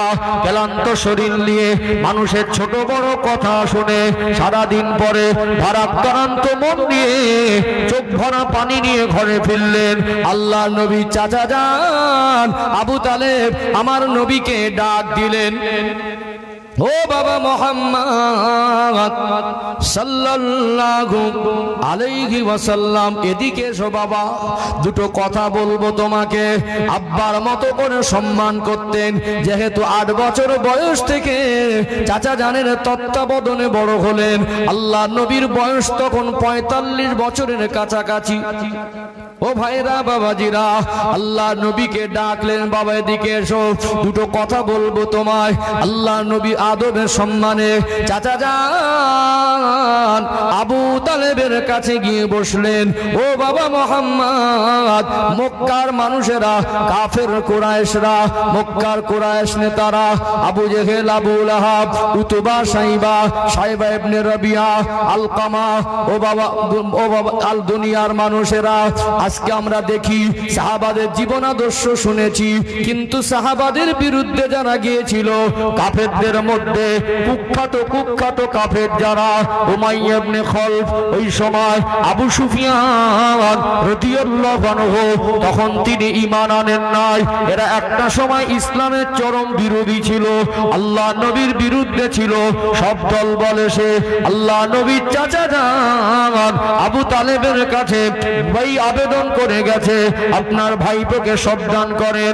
আল্লাহ নবীর চাচা যান বললেন, ওরা তো সকলে আমার কাছে এসে তোমার বিরুদ্ধে নালিশ করে গেছে, তুমি কি চাও?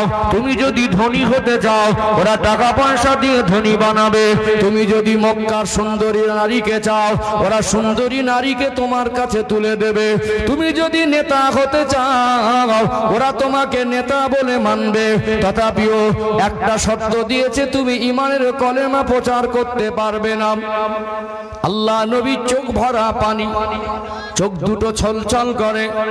চাচা যান আবু তালেবের মুখের দিকে দেখলেন, ও চাচা যান, আমি আমার মায়ের গর্ভে থাকা অবস্থায় আব্বা জানকে হারিয়েছি। আমার আব্বার চেহারা কেমন, জীবনে আব্বাকে আব্বা বলে ডাকবো এই সুযোগটুকু আমার নসিবে হয় নাই। আমি আমার মায়ের আদর বেশি দিন পাই নাই। 6 বছর বয়সে আমার মাকে হারালাম। আমার দাদু আমার দায়ভার নিয়েছিলেন, 2 বছর দাদুর আদরে লালন পালন হলাম। এই 8 বছর বয়স থেকে আপনার তত্ত্বাবধানে বড় হয়েছি। চাচা যান, আপনাকে শ্রদ্ধা করি, ভালোবাসি, আপনাকে পিতার নজরে দেখি।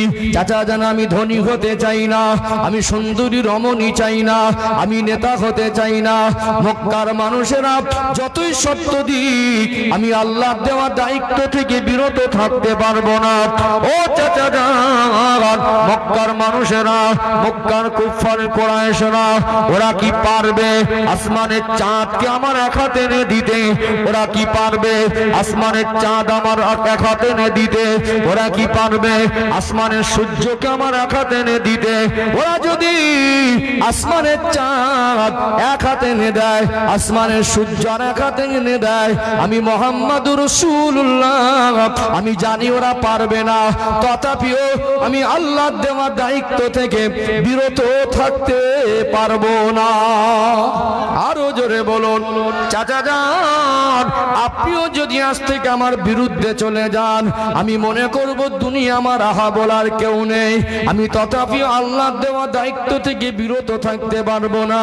আল্লাহ নবী চোখের পানি দেখে সেদিন চাচা আবু তালেব বলেছিলেন, ও বাবা মুহাম্মদ চোখের পানি মুছে নাও, চোখের পানি মুছে নাও। আজকে আমি কথা দিলাম, তুমি আজ থেকে দিনের দাওয়াত দাও, দিন প্রচার করো, যত ঘাত প্রতিঘাত আসুক না কেন, আমি আবু তালেব আমার গায়ে এক ফোঁটা রক্ত থাকতে তোমার শরীরে আঁচ আসতে দেব না। জোরে বলেন না। আল্লাহ নবী চাচা জানের গলা জড়িয়ে ধরলেন। চাচা জান, প্রথমে মনে করেছিলাম আপনি হয়তো আমার পাশ থেকে সরে যাবেন। চাচার এই সাপোর্টটা পেয়ে আল্লাহ নবীর বুকটা বড় হয়ে গেল। জোরে বলুন সুবহানাল্লাহ। নবী আমার বুক বল বেড়ে গেল, শক্তি বেড়ে গেল। আল্লাহ নবী ভাবতেন আমার চাচা এখন আমার সাথে আছেন। নবী আমার দিনের দাওয়াত দিচ্ছেন। একটা সময় কাফেররা দেখলো কাজ হচ্ছে না, এখন শর্ত দিল। আবু জেহেল, আবু লাহাব, উতবা, সাইবা, আবু সুফিয়ান, সাইবা ইবনে রাবিয়া এরা এসে বলতে লাগলো উমাইয়া যে দেখো মুহাম্মদুর রাসূলুল্লাহ সাল্লাল্লাহু আলাইহি ওয়াসাল্লাম আমার নবীকে বলছেন কিছুদিন আমরা তোমার আল্লাহর ইবাদত করব, তুমি কিছুদিন আমাদের ঠাকুরের ইবাদত করবে। আমাদের খোদার ইবাদত তুমি কিছুদিন করবে, তোমার খোদার ইবাদত আমরা কিছুদিন ভাগাভাগি করে নেব। আল্লাহ পাক আমার হাবিবের শানে কোরআনুল কারীমের আয়াত নাজিল করে দিলেন, কুল ইয়া আইয়ুহাল কাফিরুন, হাবিব বলে দেন হে কাফের সম্প্রদায়, লা আ'বুদু মা তা'বুদুন, তোমরা যার ইবাদত করো আমি তার ইবাদত করি না। ওয়ালা আনতুম আবিদুনা মা আবুদ, বলছে তোমরা যার ইবাদতকারী আমি তার ইবাদতকারী নয়। ওয়ালা আনা আবিদুম মা আবাদতুম, আমি যার ইবাদতকারী তোমরা তার ইবাদতকারী নও। আল্লাহ নবী সাল্লাল্লাহু আলাইহি সাল্লামের উপরে সূরা কাফিরুন নাজিল হয়ে গেল। ওয়ালা আনতুম আবিদুনা মা আবুদ, বলছে তোমরা যার ইবাদত করো আমি রাসূল তার ইবাদত করি না। লাকুম দীনুকুম ওয়ালিয়া দীন, তোমাদের কর্মফল তোমাদের জন্য, আমার কর্ম আবার কর্মফল আমার জন্য। তোমরা যে কর্ম করবে সেই কর্মের ফলটা তোমাদের জন্য, আর আমি যে কর্ম করি আমার কর্মের ফল আমার জন্য। অতএব এখানে কোনো অপশন নেই, যে ভাগাভাগির কোন অপশন। এক আল্লাহ ছাড়া আর অন্য কাউকে প্রভু বলে মানা যাবে না, অন্য কাউকে সৃষ্টিকর্তা বলে মানা যাবে না। লা ইলাহা ইল্লাল্লাহ, আল্লাহ ছাড়া কোন উপাস্য কোন ইলাহি নাই, তিনি অদ্বিতীয়, তার কোনো অংশীদার কোনো শরীক নাই। আল্লাহ হলে এক, মুহাম্মাদুর রাসূলুল্লাহ হযরত মুহাম্মদ মুস্তাফা সাল্লাল্লাহু আলাইহি ওয়াসাল্লাম আল্লাহ পাকের রাসূল। জোরে বলুন সুবহানাল্লাহ। আল্লাহ নবী তাদের এদের সঙ্গে কোনো চুক্তিতে আবদ্ধ হলেন না। আল্লাহ কোরআনুল কারীমের আয়াত নাজিল করে আমার হাবিবকে স্পষ্ট করে দিলেন। জোরে বলুন সুবহানাল্লাহ। আমার নবীর সন্তান ছোট অবস্থায় মারা গেল না? নবীর ছেলে মেয়ে ছোট অবস্থায় মারা যাচ্ছেন।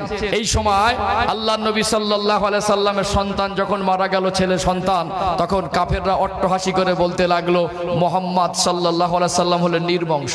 কি বললো? আমার নবীকে নির্বংশ বলে গালি দিয়েছেন। আল্লাহ পাক সহ্য করেননি। আল্লাহ পাক আমার হাবিবকে সান্ত্বনা দেওয়ার জন্য সূরাতুল কাউসার নাজিল করলেন। সূরাতুল কাউসার নাজিল করলেন। বিসমিল্লাহির রহমানির রহিম, ইন্না আ'তাইনাকাল কাউসার ফাসাল্লি লিরাব্বিকা ওয়ানহার ইন্না শানিয়াকা হুয়াল আবতার। আল্লাহ পাক বলছেন ইন্না আ'তাইনাকাল কাউসার, হে আমার হাবিব নিশ্চয় আমি আল্লাহ আপনাকে হাউজে কাউসার এনায়েত করেছি। ফাসাল্লি লিরাব্বিকা ওয়ানহার, আপনি আপনার রবের উদ্দেশ্যে নামাজ পড়ুন এবং কুরবানি করুন। ইন্না শানিয়াকা হুয়াল আবতার, আপনার শত্রুরা তারাই নির্বংশ। আল্লাহ আমার হাবিবের বংশধর আওলাদে রসুলকে হযরতে খাতুনে জান্নাত ফাতেমা রাদিয়াল্লাহু আনহা থেকে আল্লাহ পাক কিয়ামত পর্যন্ত রসুলের বংশধর দুনিয়ার জমিনে রাখবেন। জোরে বলুন সুবহানাল্লাহ। জোরে বলেন না সুবহানাল্লাহ। সম্মানিত ভাইরা, যারা আল্লাহ নবীকে নির্বংশ বলে গালি দিয়েছিল, আজ দুনিয়ার মানুষ তাদের বংশধরকে খুঁজে পাচ্ছে, তাদের বংশধরকে আল্লাহ পাক কোরআন শরীফে বলেছেন ইন্না শানিয়াকা হুয়াল আবতার। হাবিব, আপনার যারা শত্রু তারাই নির্বংশ, আল্লাহ আমার হাবিবকে নির্বংশ করেনি, নির্বংশ আল্লাহ তাদের করে দিয়েছে। দিয়েছে না দেয়নি? আল্লাহ পাক তাদেরকে নির্বংশ করে দিয়েছে। সম্মানিত ভাইরা আমার, আল্লাহর সহযোগিতা, আল্লাহর সাপোর্ট, আল্লাহর ভালোবাসা, আল্লাহর সাহায্য সব সময় আমার রাসূলুল্লাহর পিছনে ছিল কি ছিল না? আমার দয়ার নবীর পিছনে সব সময় ছিল। ও ভাইজানেরা, সোনার মানিক যুবকেরা, আব্বারা মায়েরা, আল্লাহ নবী দিন প্রচার বন্ধ করেন নাই, গোপনে গোপনে চালিয়ে যাচ্ছেন। আল্লাহ নবীর দলে আস্তে আস্তে মুসলমানের সংখ্যা বাড়তে লাগলো। বহু ঘাত প্রতিঘাত আল্লাহ নবীকে বিভিন্ন ভাবে বাধা দিতে লাগলো, আল্লাহ নবীকে বিভিন্ন ভাবে জব্দ করতে লাগলো। কোন রকম কোন কায়দা করে আল্লাহ নবীকে বাধা দিয়ে রুখে দেওয়া সম্ভব হচ্ছে না। আমার নবী চোখ ভরা পানি নিয়ে রাতে ফিরতেন, আমার আল্লাহ সান্ত্বনা দিতেন, আমার হাবিব আমি আল্লাহ সব সময় আপনার সঙ্গী হয়ে আছি। জোরে বলুন সুবহানাল্লাহ। ও ভাইজানেরা, সোনার মানিক যুবকেরা, আব্বারা মায়েরা, আমার নবীর উপরে আল্লাহ পাক কোরআনুল কারীমের আয়াত নাজিল করে দিলে আমার নবী ওগুলো নিজে তেলাওয়াত করতেন, ওগুলো সাহাবাদের শুনিয়ে দিতেন, ওগুলো সাহাবায়ে কেরামেরা শুনে শুনে মুখস্থ করে নিতেন। কাফেররা দেখছে, চাচার কাছে অভিযোগ করে কাজ হলো না, আমরা তাদের খোদার সঙ্গে, তাদের প্রভুর সঙ্গে ভাগাভাগি করে ইবাদত করব, এতে চুক্তি করে হলো না। সাহাবাদের উপরে জুলুম অত্যাচার করে বন্ধ হলো না। এরা দারুন নাদওয়াতে মিটিং ডাকতে শুরু করলো, মিটিং ডাকতে শুরু করলো। কাফেররা, মুশরিকরা, এরা বড় বড় মক্কার গোত্রের লিডাররা এরা এক জায়গায় বসে মিটিং করলো, ভাবতে লাগলো কি করা যায়, কিভাবে মুহাম্মাদুর রাসূলুল্লাহ সাল্লাল্লাহু আলাইহি ওয়াসাল্লামকে দিন প্রচার থেকে রুখে দেওয়া যায়। শয়তান ইবলিস বড় জামা পরে, মুখ ভরা দাড়ি, সেই রকম চেহারা এই মজলিসে এসে হাজির হলো। তাকে মানুষ না চিনতে পেরে কাফেররা আবু জেহেল, আবু লাহাব, উতবা, শাইবা, সেই সময় উমাইয়া জিজ্ঞাসা করল, আবু সুফিয়ান তুমি কে? বলল আমি হলাম নজদি, অর্থাৎ তার বাড়ি নজদে বলে পরিচয় দিল।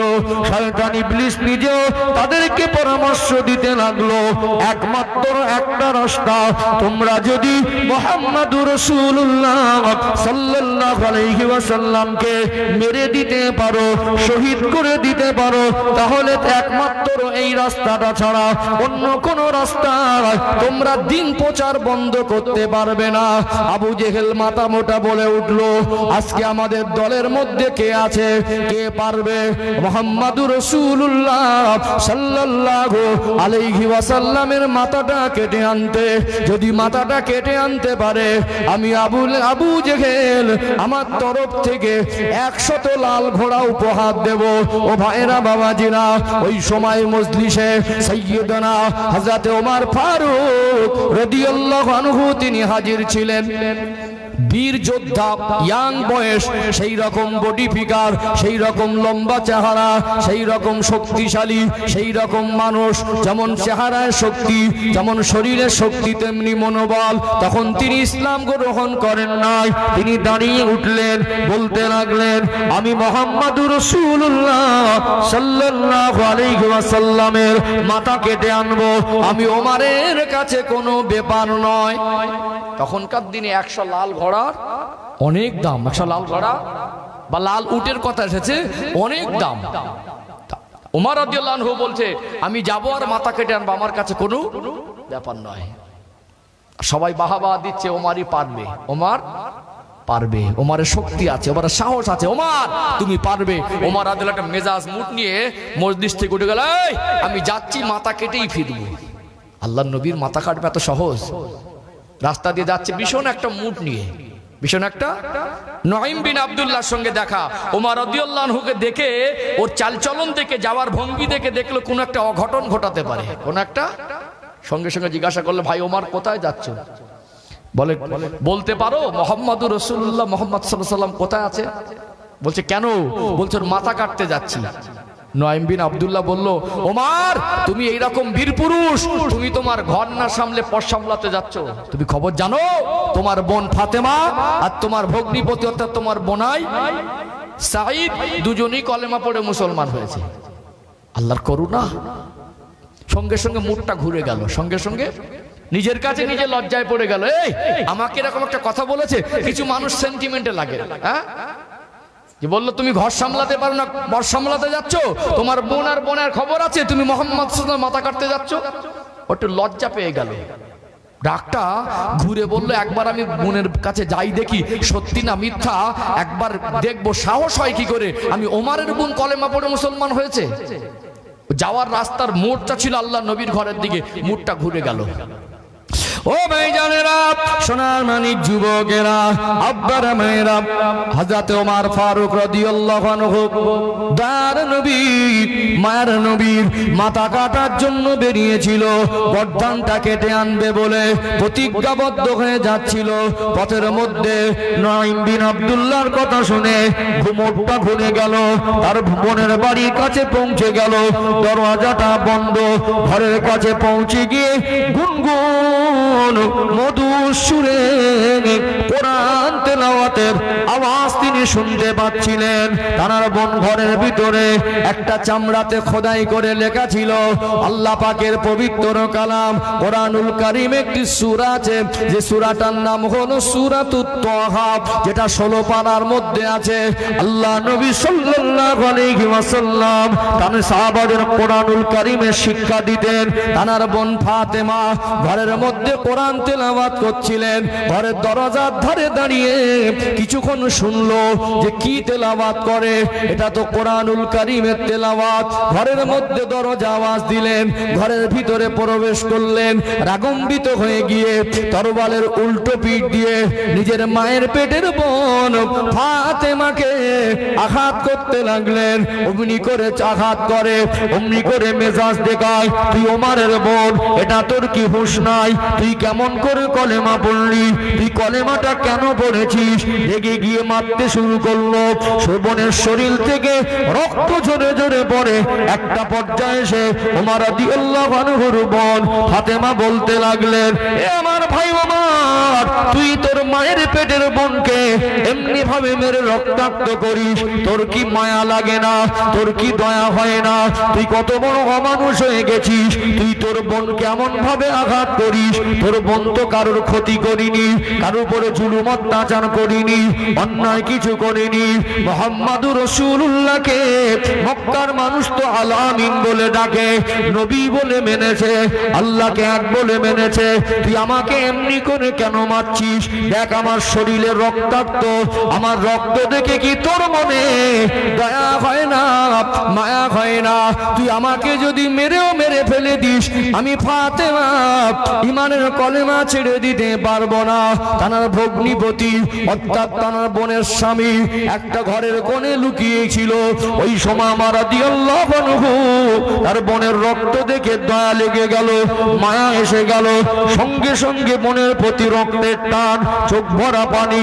আহারে তো কেমন করে কষ্ট দিয়েছি। বোন ফাতেমা, তুই কি পড়ছিলি একটু আমায় দেখা, তুই কি পড়ছিলি একটু আমায় শোনা।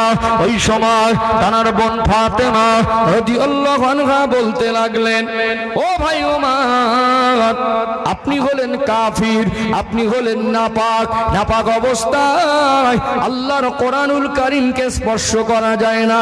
এই কোরআনুল কারীম দেখতে গেলে, কোরআনুল কারীম পড়তে গেলে, হাতে নিতে গেলে আগে আপনাকে গোসল করতে হবে। গোসল করে ওই কোরআনুল কারীমটা হাতে নিয়ে তেলাওয়াত করতে লাগলেন। যেহেতু কোরআনুল কারীমের ভাষাটা হলো আরবি, আর সৌদি আরবের মানুষের মাতৃভাষাটা হলো আরবি। আমরা বাংলা ভাষায় যে কোনো একটা বই দেখলে পড়তে পারবো কি পারবো না, যেটা কি লেখা আছে ওটাও বোঝা যায়। আল্লাহর কোরআনুল কারীমের সূরা তাহাটা পড়া শুরু করে দিলেন। বিসমিল্লাহির রহমানির রহিম। তাহা মা আনজালনা আলাইকাল কুরআনা লিতাশকা ইল্লা তাযকিরাতাল লিমান ইয়াখশা তানজিলাম মিম্মান খালাকাল আরদা ওয়াস সামাওয়াতিল উলা। তেলাওয়াত করতে করতে একটি আয়াত আছে, কিছুটা তেলাওয়াত করে যাওয়ার সময় ওই আয়াতের কাছে পৌঁছে গেল, ইন্নানি আনাল্লাহু লা ইলাহা ইল্লা আনা ফাবুদুনি ওয়া আকিমিস সালাতা লিযিকরি। আল্লাহ তাকে হেদায়েতের আলো দিয়ে দিলেন, মনটা নরম হয়ে গেল। এ বোন ফাতেমা, কোথায় তোদের নবী, কোথায় সেই মুহাম্মদ সাল্লাল্লাহু আলাইহি ওয়াসাল্লাম? আমাকে নিয়ে চল, আমি ঈমানের কলেমা পড়ে মুসলমান হয়ে যাব। আরো জোরে বলুন। তার ভগ্নিপতি লুকিয়েছিলেন, যখন ওমর রাদিয়াল্লাহু বললেন ঈমানের কলেমা পড়ে মুসলমান হব, নরম হলেন, বেরিয়ে আসলেন। তানার ভগ্নিপতি আর বোনকে সাথে করে নিয়ে আল্লাহর নবীর দরবারে যাচ্ছেন। নবী আমার আগের দিন রাতে আল্লাহর কাছে দোয়া চেয়েছিলেন, আল্লাহ আবু জেহেল অথবা ওমর দুজনের মধ্যে একজনকে যদি ইসলামের মধ্যে এনে দিতেন, ইসলামের ভিতটা মজবুত হতো। জোরে বলুন সুবহানাল্লাহ। আল্লাহ পাক আমার নবীর দোয়া কবুল করে ওমরের নসিব আল্লাহ হেদায়েতটা কবুল করেছেন। জোরে বলবেন না? সম্মানিত ভাইরা, ওমর রাদিয়াল্লাহু আনহু তার বোন আর বোনাইকে সাথে নিয়ে যাচ্ছেন। আল্লাহর নবী সাহাবারা যতগুলো নবী পাকের পাশে ছিলেন, ইয়া রাসূলুল্লাহ ওমর আসছে। তখন তো ওমর কলেমা পড়িনি। হুজুর আপনাকে ক্ষতি করে দিতে পারে, আপনাকে আঘাত দিতে পারে, আমরা বসে বসে দেখব আর আপনাকে আঘাত করবে, এটা আমরা মেনে নিতে, আমরা তো আছি, মরে যাব, কিন্তু মরণের আগ পর্যন্ত আপনাকে ক্ষতি করতে কাউকে দেবো না। আল্লাহ নবী আগের দিন দোয়া চেয়েছেন, আল্লাহ জানে, রসুল জানে। হ্যাঁ, নবী আমার বললেন, সাহাবারা উত্তপ্ত হয় না, উত্তেজিত হয় না, তোমরা ভালো করে লক্ষ্য করে দেখো, ওমর হেঁটে হেঁটে আসছে, তলোয়ারটা উপরের দিকে না নিচের দিকে? বলো হুজুর তলোয়ারটা নিচের দিকে। নবী সিগন্যাল পেয়ে গেলেন, আল্লাহর প্রিয় হাবিবের দোয়াটা আল্লাহর দরবারে মঞ্জুর হয়ে গেছে। জোরে বলুন সুবহানাল্লাহ। নবী বললেন, সাহাবারা এখানে সন্দেহের কোনো অবকাশ নেই, তোমরা এখানে মন খারাপ করো না, তোমরা ভয় করো না, ভিতর সন্ত্রস্ত হও না, তোমরা সরে যাও, রাস্তা ক্লিয়ার করে দাও, ওমরকে আমি রাসূলুল্লাহর কাছে আসতে দাও। জোরে বলুন সুবহানাল্লাহ। ওমর রাদিয়াল্লাহু আনহু আসলেন, আস্তে আস্তে তলোয়ারটা আমার নবীর কদমে জমা করে দিলেন। হুজুর বেয়াদবি করেছি, চোখ ভরা পানি হাউ হাউ করে কাঁদছে, আমি বেয়াদব, আমি আপনাকে মারার প্রতিজ্ঞাবদ্ধ হয়ে বেরিয়েছিলাম। হুজুর আমি আপনাকে চিনতে পারিনি, আপনি মহামানব, আপনি আল্লাহ রসুল। হুজুর আমার মনের পরিবর্তন হয়ে গেছে, আপনি আমাকে ক্ষমা করে দেন, আমি ওমরকে আপনি ঈমানের কলেমা পড়িয়ে মুসলমান করে দেন। জোরে বলেন না সুবহানাল্লাহ। আল্লাহ নবীর সাহাবী হযরত ওমর ফারুক রাদিয়াল্লাহু আনহু আমার নবীর হাতে হাত দিয়ে ঈমানের কলেমা পড়ে মুসলমান হয়ে গেলেন। কালেমা লা ইলাহা ইল্লাল্লাহ, লা ইলাহা ইল্লাল্লাহ, লা ইলাহা ইল্লাল্লাহ মুহাম্মাদুর রাসূলুল্লাহ, আশহাদু আল্লা ইলাহা ইল্লাল্লাহ ওয়া আশহাদু আন্না মুহাম্মাদান আবদুহু ওয়া রাসূলুহু। ওমর রাদিয়াল্লাহু আনহু মুসলমান হয়ে গেলেন। জোরে বলুন সুবহানাল্লাহ। ওমর রাদিয়াল্লাহু যেদিন মুসলমান হলেন, সেই দিন মুসলমানের সংখ্যা 40 পূরণ হলো। কত? 40 পূরণ হলো। ওমর রাদিয়াল্লাহু আনহু বলছেন, ইয়া রাসূলুল্লাহ এতদিন আমার তরওয়ালটা ছিল ইসলামের বিরুদ্ধে, আজ থেকে আমার তরওয়ালটা আজকে ইসলামের পক্ষে উঠবে, ইসলামের পক্ষ হয়ে উঠবে। হুজুর আপনি নামাজ পড়েছেন লুকিয়ে লুকিয়ে, নামাজ পড়েছেন ঘরের ভিতরে, আজ থেকে নামাজ আর লুকিয়ে হবে না, আজ থেকে নামাজটা হবে প্রকাশ্যে আল্লাহর কাবা ঘরে। জোরে বলেন না। ওমর রাদিয়াল্লাহু আনহু তখন যাচ্ছেন, হুজুর চলুন আমরা প্রকাশ্যে গিয়ে আল্লাহর কাবায় নামাজ আদায় করব। আল্লাহর নবীর মনটা খুশ হয়ে গেল, আল্লাহর নবীর মনটা খুশ হয়ে গেল। নবী আমার আসছেন, ওমর রাদিয়াল্লাহু আনহু আসছেন, কিছু অল্প সংখ্যক সাহাবাদের নিয়ে আল্লাহর নবী বেরিয়ে কাবা ঘরের দিকে রওনা হচ্ছেন। দারুন নাদওয়াতে বসে বসে ওরা মনে করছে ওমর গেছে মানে মাথা কেটে আনবে, ওমর গেছে মানে ওমরের জেদ খুব, মুখে যা বলে কাজে তাই করে। ওমর রাদিয়াল্লাহু আনহু যখন আসছেন, আল্লাহর নবীকে বলছেন, হুজুর আমি আগে যাব না, আমি আগে গেলে বেয়াদবি হবে, আপনি আগে যাবেন, আমি আপনার পিছনে পিছনে যাব। আবু জেহেলের যারা সঙ্গপঙ্গ চেলাচামটা, ওরা বলছে, এই দেখ তো সে ওমরের খবর কি। বলছে হুজুর, আবু জেহেলকে বলছে, হুজুর ওই আল্লাহর নবী মুহাম্মদুর রাসূলুল্লাহ সাল্লাল্লাহু আলাইহি ওয়াসাল্লাম আর ওমর একসঙ্গে হেঁটে আসছে, একসঙ্গে। আবু জেহেল তখন কি বলছে জানেন? আবু জেহেল বলছে যে ওমর রাগী মানুষ তো, ও মাথাটা কেটে আনতে পারতো, আমার সামনে কাটবে বলে ধরে আনছে। কে? আমার সামনে কাটবে বলে আর ধরে আনছে, ধরে আনছে না। আল্লাহ রাসূলের কাছে কলেমা পড়ে মুসলমান হয়েছে। কাছাকাছি যখন আসছে চোখ ডলছে, কি ডলছে? ঠিক দেখছি না ভুল দেখছি?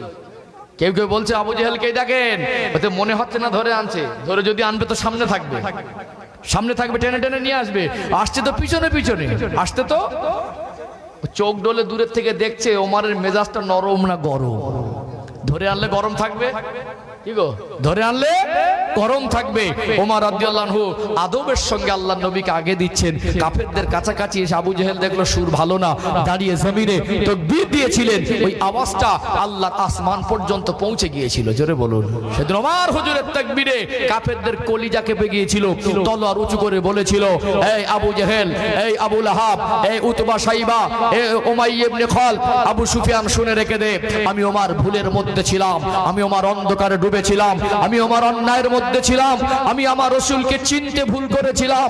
আজ থেকে ওমর আর কাফের নেই, ওমর মুসলমান হয়েছে। আজ থেকে নামাজ লুকিয়ে হবে না, আজ থেকে নামাজ প্রকাশ্যে হবে, আজ থেকে নামাজ ঘরে হবে না, আজ থেকে নামাজ আল্লাহর কাবা ঘরে হবে। তোদের যদি কারোর বিবিকে বিয়ে করতে চাস, বাচ্চাদের যদি ইতিম করতে চাস, তোদের বাবা মাকে যদি সন্তান হারা করতে চাস, তোরা কে কত মায়ের দুধ খেয়েছিস, তোদের কার কত শক্তি, আমি ওমরের সামনে এসে আজকে বাধা দেব, যে আমার সামনে বাধা দিবি আমি তার গর্দানটা ধর থেকে আলাদা করে দেবো। ওমর রাদিয়াল্লাহু আনহু আসার পরে আল্লাহ পাক ইসলাম ওয়ালাদের, আমার রাসূলকে আর মুসলমানদেরকে আল্লাহ পাক আরো বিজয়ের একটা নতুন করে আনন্দ উপভোগ করার সুযোগ করে দিয়েছিলেন, জোরে বলুন সুবহানাল্লাহ। সেদিন মুসলমানরা একটা আনন্দের হাসি হেসেছিলেন, সেদিন আল্লাহর নবী একটা আনন্দের হাসি হেসেছিলেন, জোরে বলবেন না। ইসলামের ভিতটা মজবুত হলো কি হলো না? ইসলামের ভিতটা মজবুত হয়ে গেল। তারপরে আবু জেহেল দেখলো যে মিটিং করে আমাদের ফল তো উল্টো হয়ে গেল। কি হয়ে গেল? বরং আমাদের মধ্যে একজন বীর যোদ্ধা, আমাদের মধ্যে একজন শক্তিশালী মানুষ ইসলামের দলে চলে গেল। চিন্তা বাড়বে না কমবে? যতদিন যাচ্ছে এদের